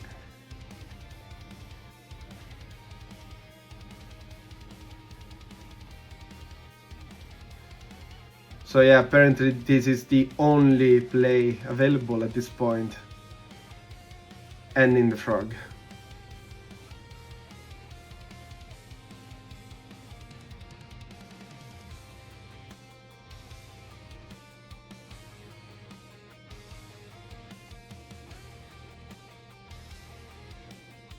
End of the turn, Overlord is online. No cards in hand on both sides.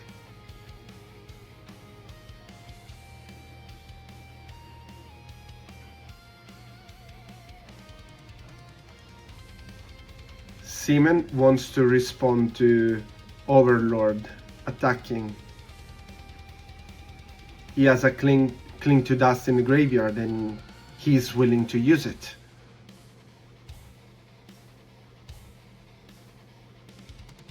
He has to do it now because he can do it in between the mill 4 and taking back a card. Once Overlord mills 4 cards, he has also to resolve the ability. So now it's the only moment when Seaman is allowed to play in that cling to dust before it gets too dirty.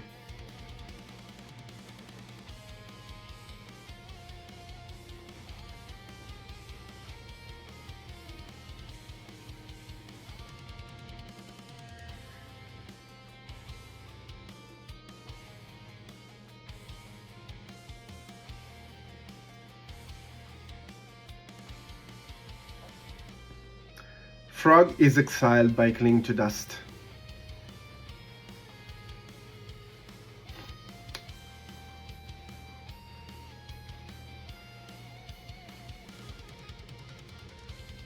Flicker Wisp is the chosen card.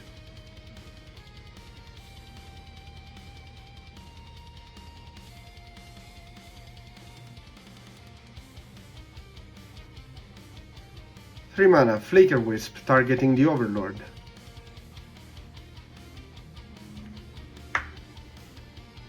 It's time to get some value at this point. It's the only way to get over the control, mid-range control deck. End of the turn. Overlord comes back and it triggers again. Riddler.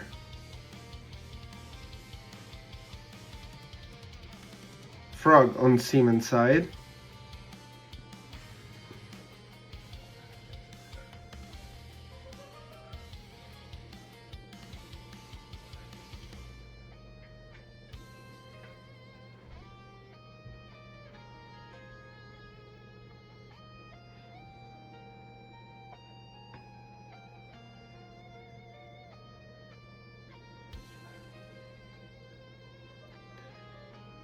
Five mana, Riddler.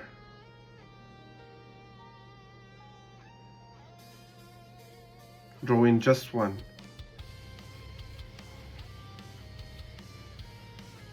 Tano could have played a land at that point. Riddler swinging for 5.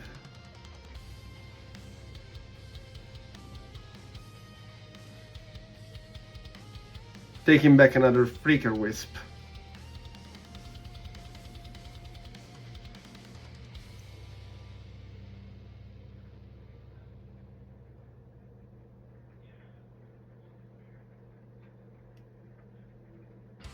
Seaman still no cards in hand.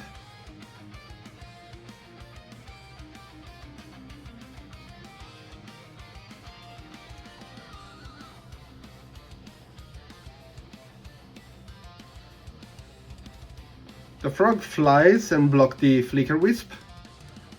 Flicker Wisp is back in the graveyard. Seaman takes 5.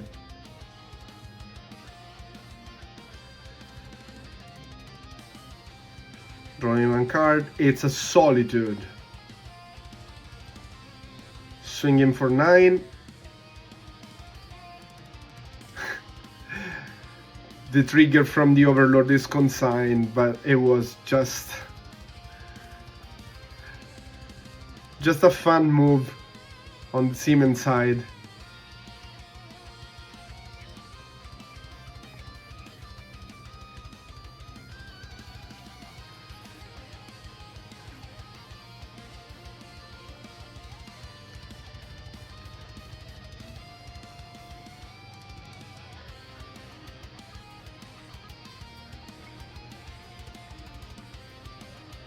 And here we get to the sideboard moment, just one card on the Seaman side, or maybe not, maybe more.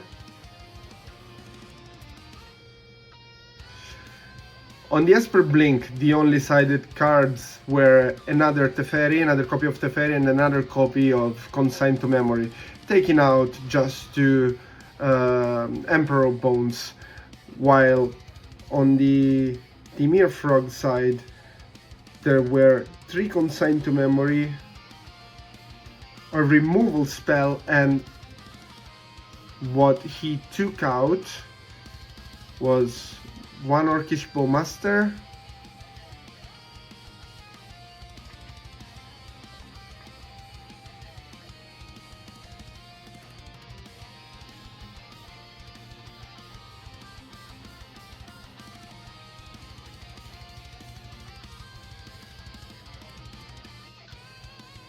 oh, okay.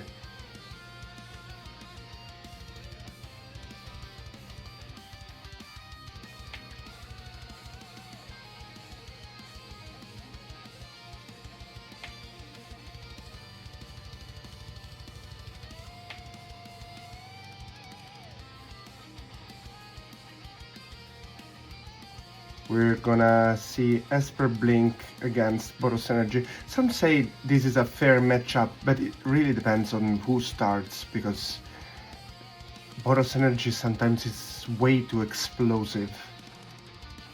Very hard to contain. And of course, fetch 3 damages, Ragavan. Very classic start. Nothing to say about that.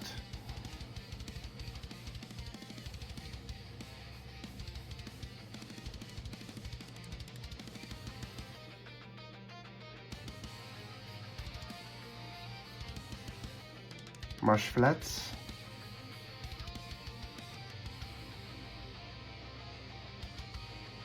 Super flat.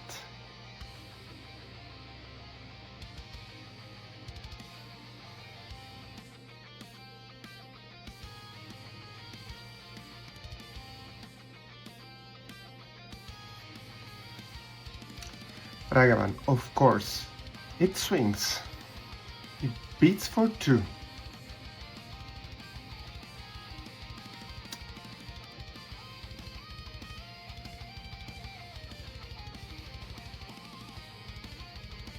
Esper Blink fetches for 3.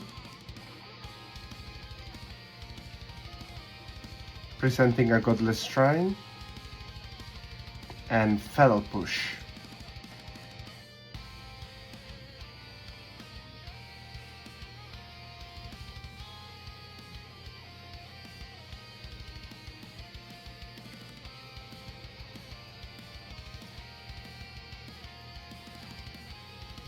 And then on the second man, Arena of Glory, Guide of Souls, Ragavan.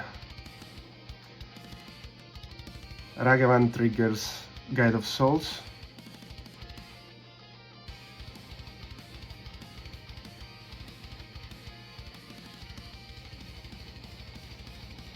Solitude on Guide of Souls to avoid the energy gaining for Boros Energy.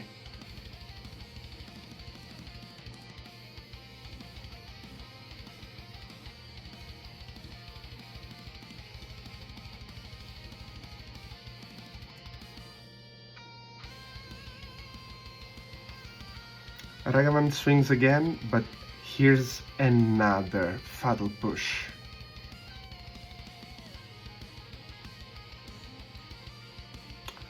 Blood Moon.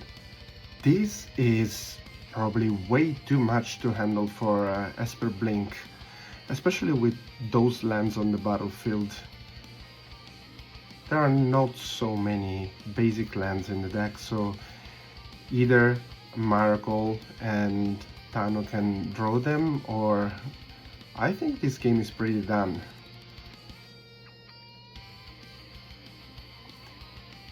Fable of the Mirror Breaker for Anish.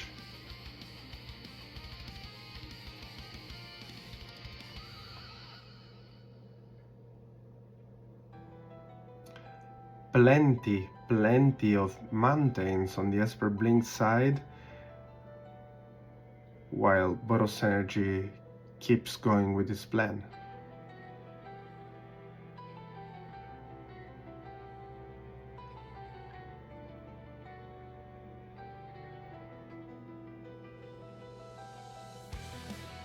So 5 damages, attacking with Voice of Victory and the token from Fable.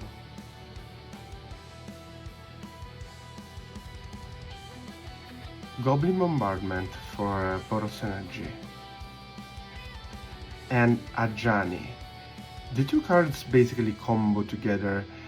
What happens is that Goblin Bombardment allows you to sacrifice creatures on the battlefield, and Ajani, once a cat dies, flips.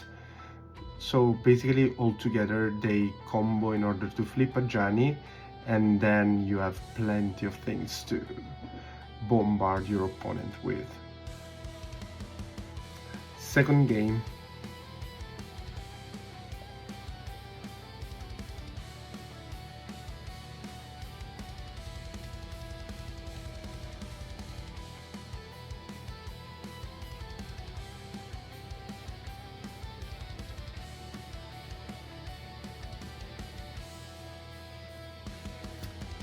Very tough decision if to keep the hand or not.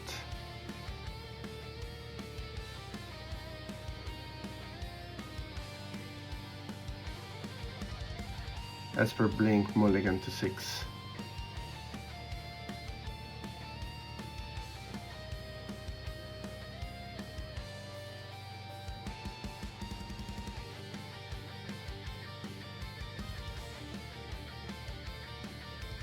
Marsh flats, pass. Sacred Foundry, 2 damages. Yeah, and we have a cat here.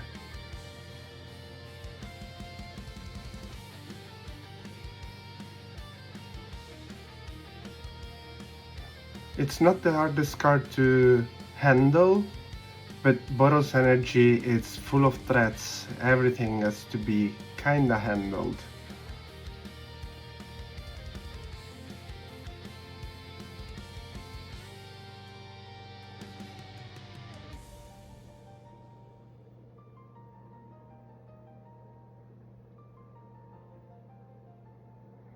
Surveil for Esper blink.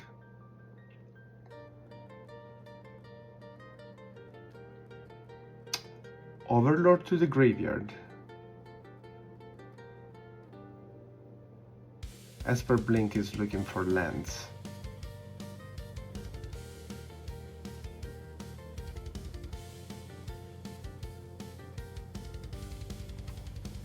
Frog. In the Today tournament, Frog was basically in almost every deck. Almost. Not true. But 2 out of 4.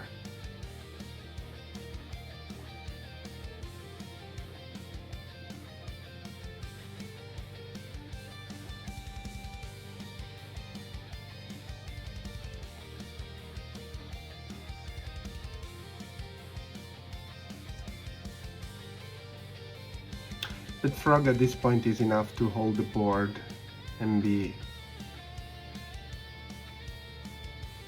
on a fair game.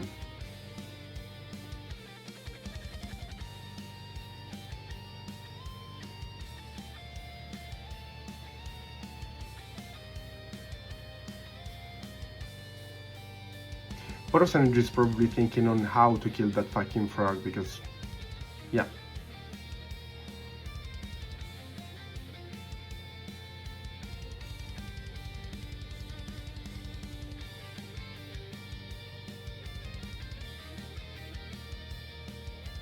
Added Mesa, fetching for 1. Ajani. Creating the cat.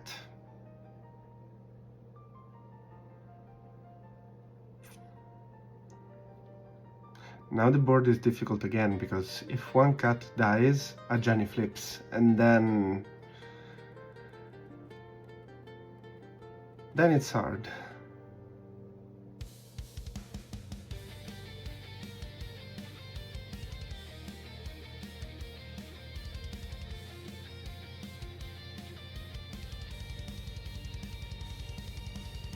Then it's bitter if one cat dies.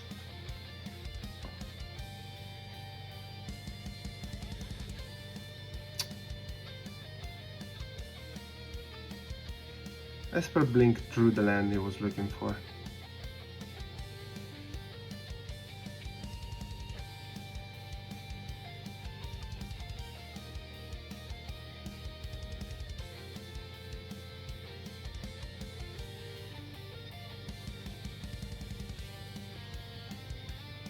Deciding the order on how to play the cards. It actually really matters. Solitude on Ajani, so no possibility to flip it.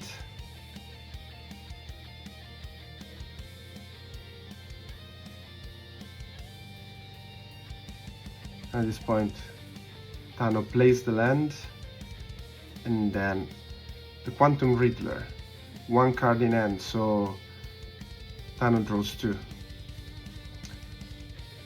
Pest control is in Thanos' hand, which means that basically all the tokens and most of the cards in Boros energy is gonna be probably in a big danger. But no way to keep the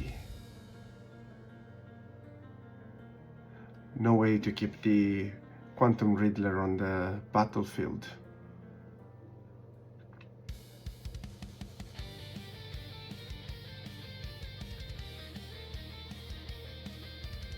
Discard one from Frog to let it survive through the cat blocker. No need to empty the end because the Frog has been blocked. So Dano can keep his threats against energy. Dash Ragavan, exiling a land.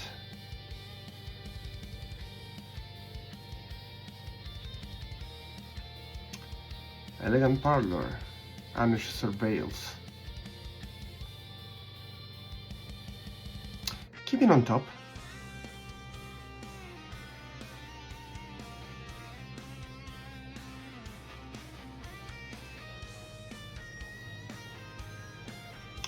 Ragavan gets back to Anish's hand.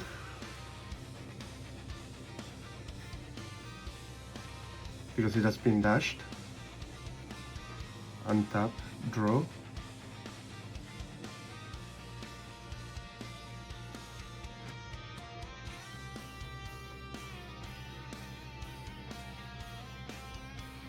Frog flies. Jump, Frog, jump. No blocks. Tano can draw one.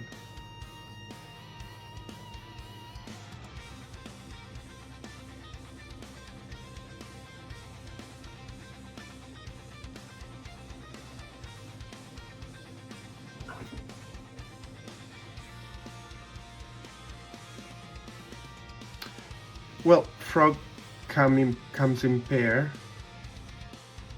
Never just one, apparently.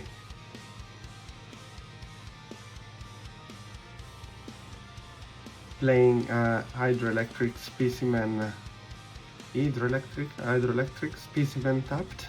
Pass the turn. Flage.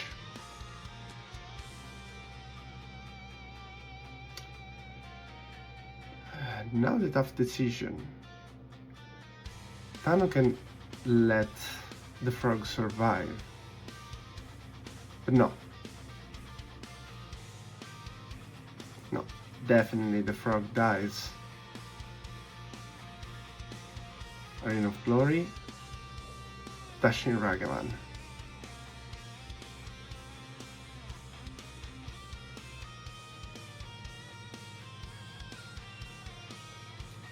Basic Swamp from the Ragavan trigger.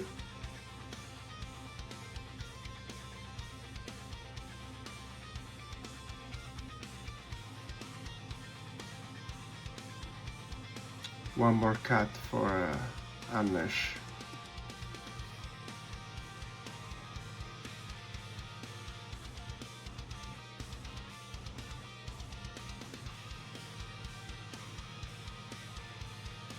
Ton of fetches for a basic island.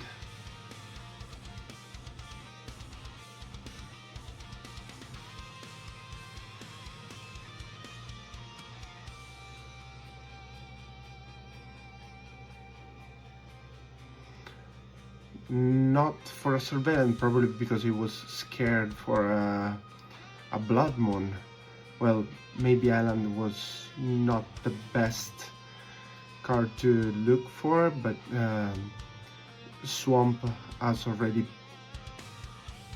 been exiled by Ragavan. That was a polluted delta, so Island was the only option. Pest control. Wiping Anish board. Frog attacking and drawing a card.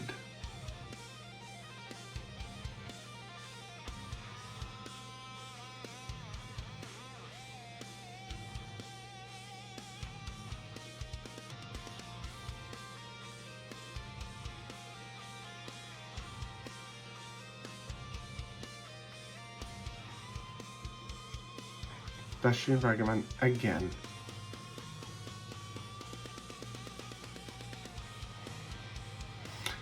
In a way, Tano is kinda lucky with the Ragavan trigger, because so far it has been lands or cards that are not super relevant for Anesh.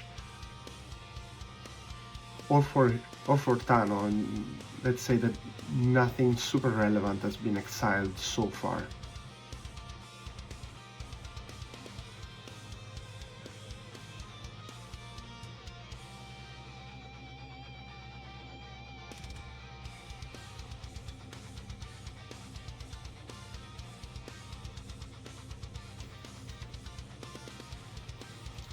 Ragavan dashes back to Aneshen.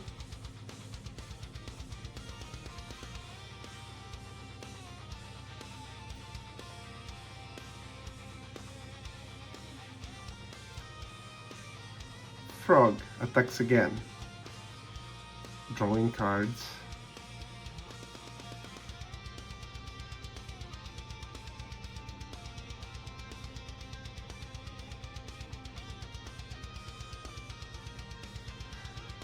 (16 at 7), it says that the game is in favor of Boros energy so far. And the situation on the board for Tano is not that good. Well, still, a frog. But the cards in hand are quite promising. Let's see what happens now.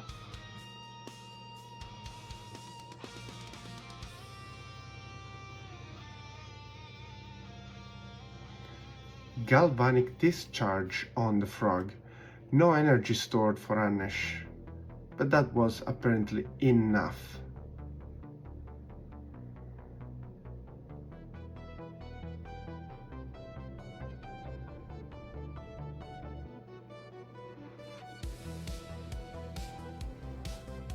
Taking a little bit back, Tano wants to discard instead.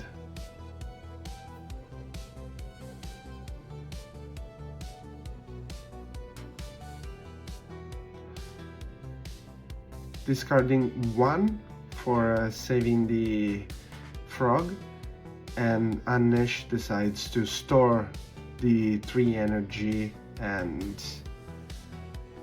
keep going with his plan.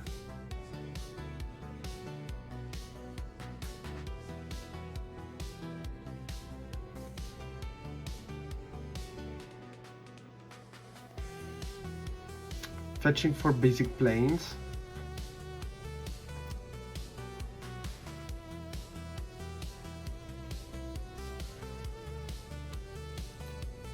Probably Anesh is still playing in order to be able to cast a Blood Moon in case he draws it. Galvanic Discharge on Frog. This is going to be bigger because with this Galvanic Discharge he has 6 energy.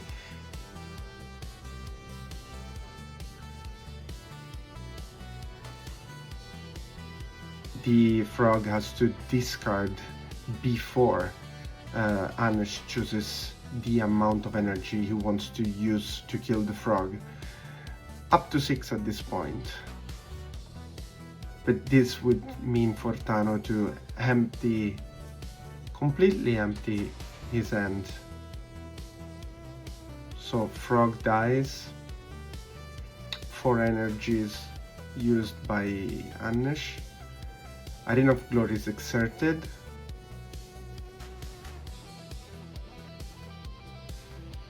Flage exerted and with haste. Subtlety on Flage.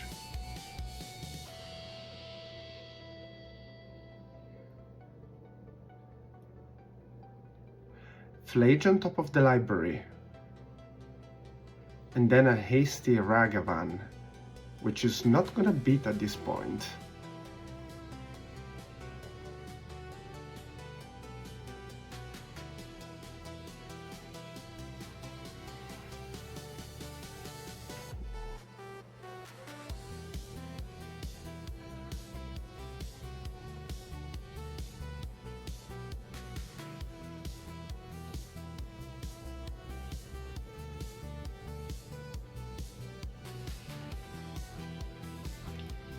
Consign to memory, Overlord, and Wrath of the Skies in Thanos' hand.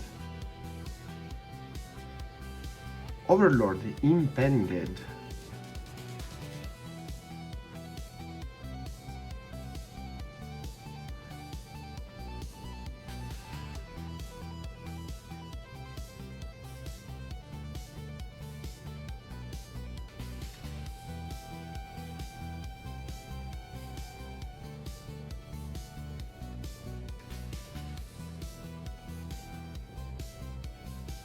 Taking back a Flicker Wisp.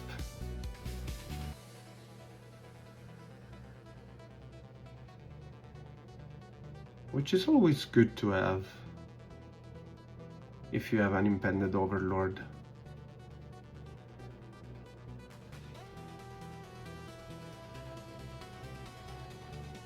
Thanos passes. Fetching for 3 probably is too much at this point of the game, knowing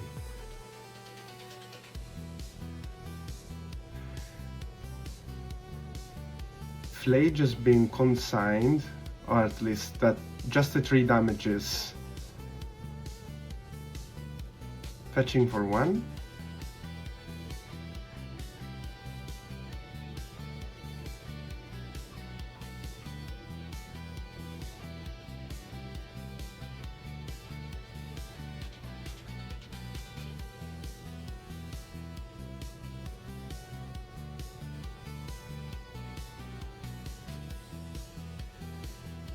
Banish just 1 card in hand. Surveil, keeping on top.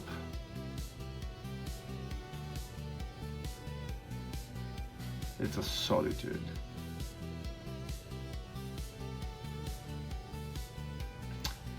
Swinging with Subtlety, no blocks.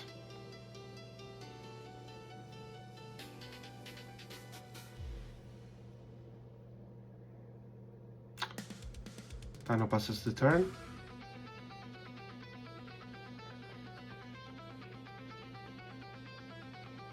Ragavan, swinging for 2, Solitude.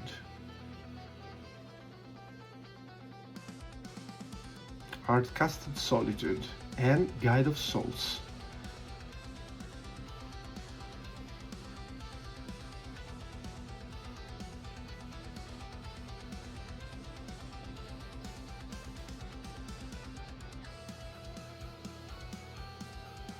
The game is changing for Thanos.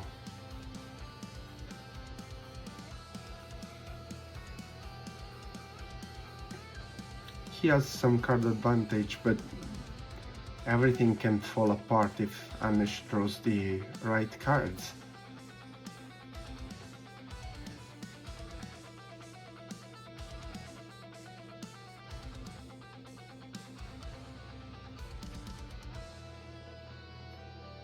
Wrath of the Skies for 1.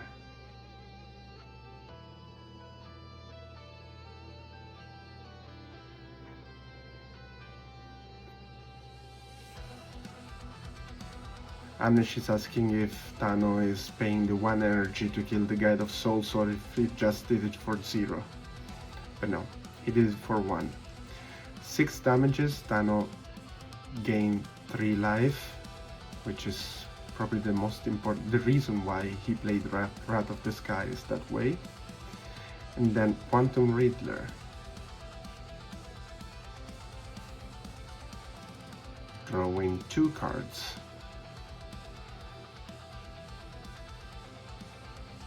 Quantum Riddler goes to shit, and Anish concedes. Game 3 at this point. Boros energy is on the play.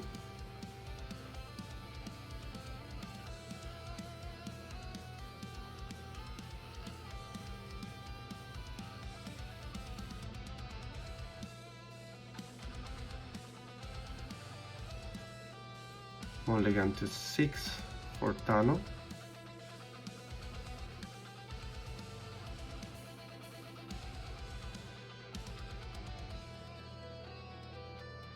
In this matchup, the card advantage is very important, but Esper Blink is a deck that can afford to aggressively mulligan. Quantum Riddler gives the very good opportunity to go very low and still have the good amount of cards that someone needs to play the game.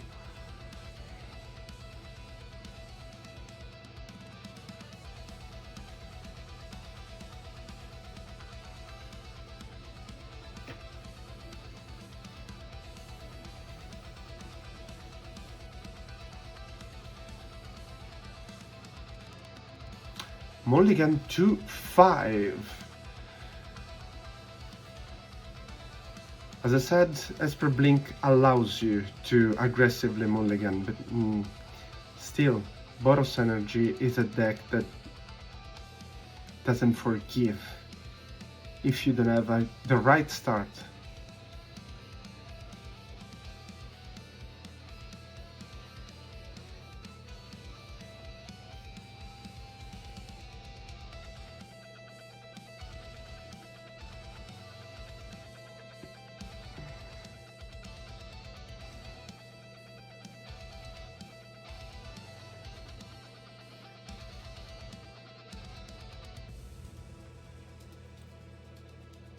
So mulligan to 5.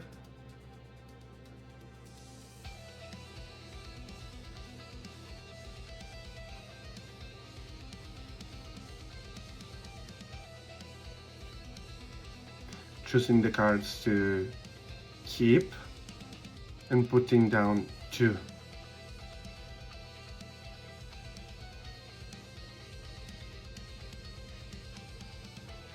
Arid Mesa Ragavan.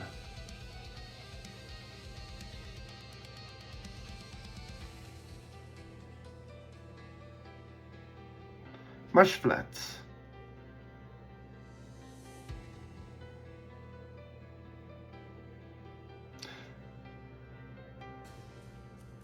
Tano has now to decide what to do to handle that Ragavan,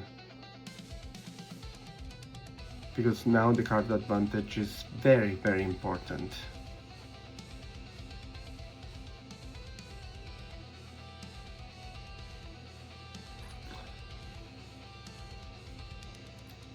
Frog, exiled by Ragavan. Luckily for Tano, Anish cannot cast the frog, but he can cast a Johnny and Surveil.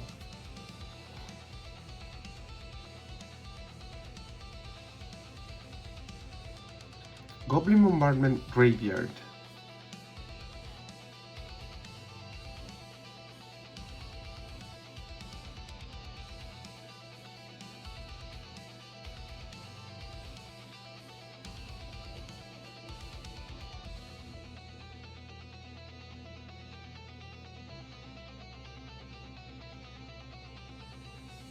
Touching for 1.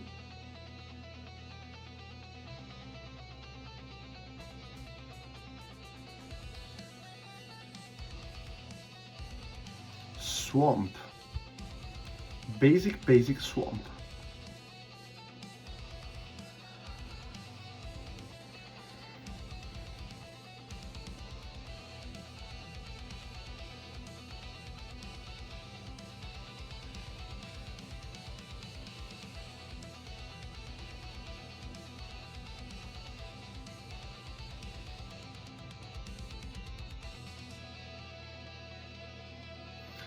And then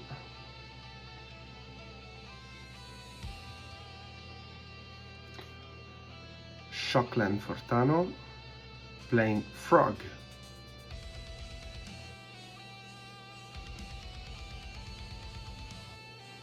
Solitude on a Gianni, pitching Doggo.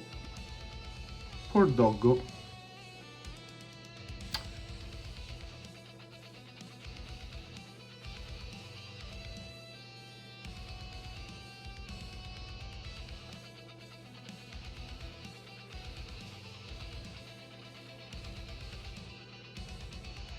Flage,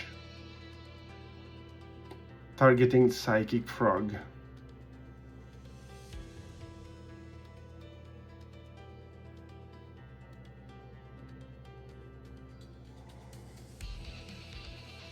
Tano has now to face the decision if to discarding 2 cards, and he does.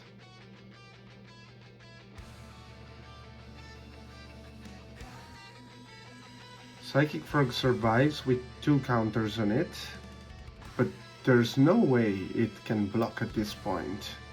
So Ragavan exiles another card, which is a Witch Enchanter.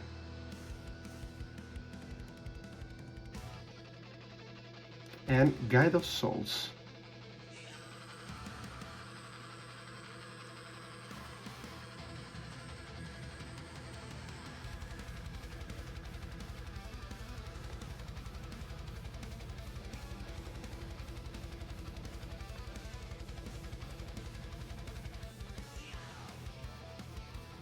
The frog flies, swinging for 3, drawing 1, and it's a pest control, which was providential to clean the board.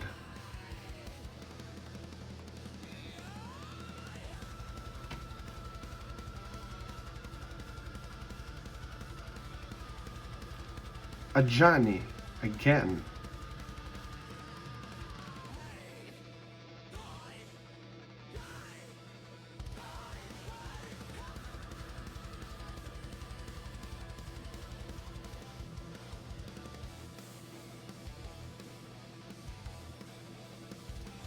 Not enough cards in the graveyard for Tano to make the frog jump again.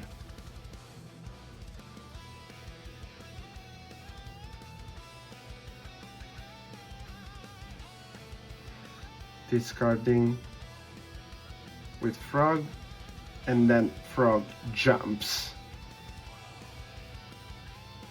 4 damages, drawing 1 card.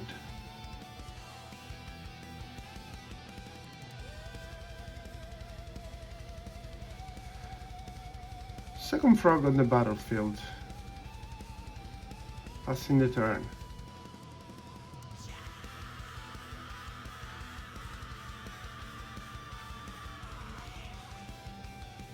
Anish passes.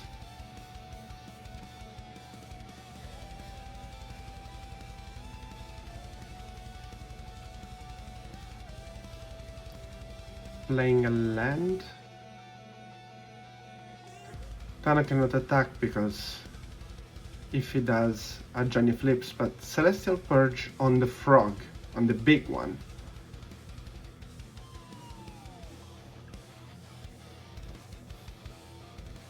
Frog is exiled.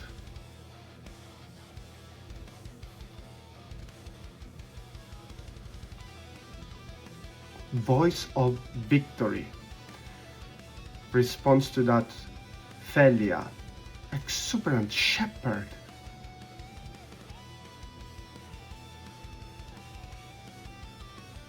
It was the only moment when where Tano could play Felia, because once Voice of Victory is on the battlefield, nothing else could be played. At this point, the camera stopped recording, but basically what happened is that Tano lost the game.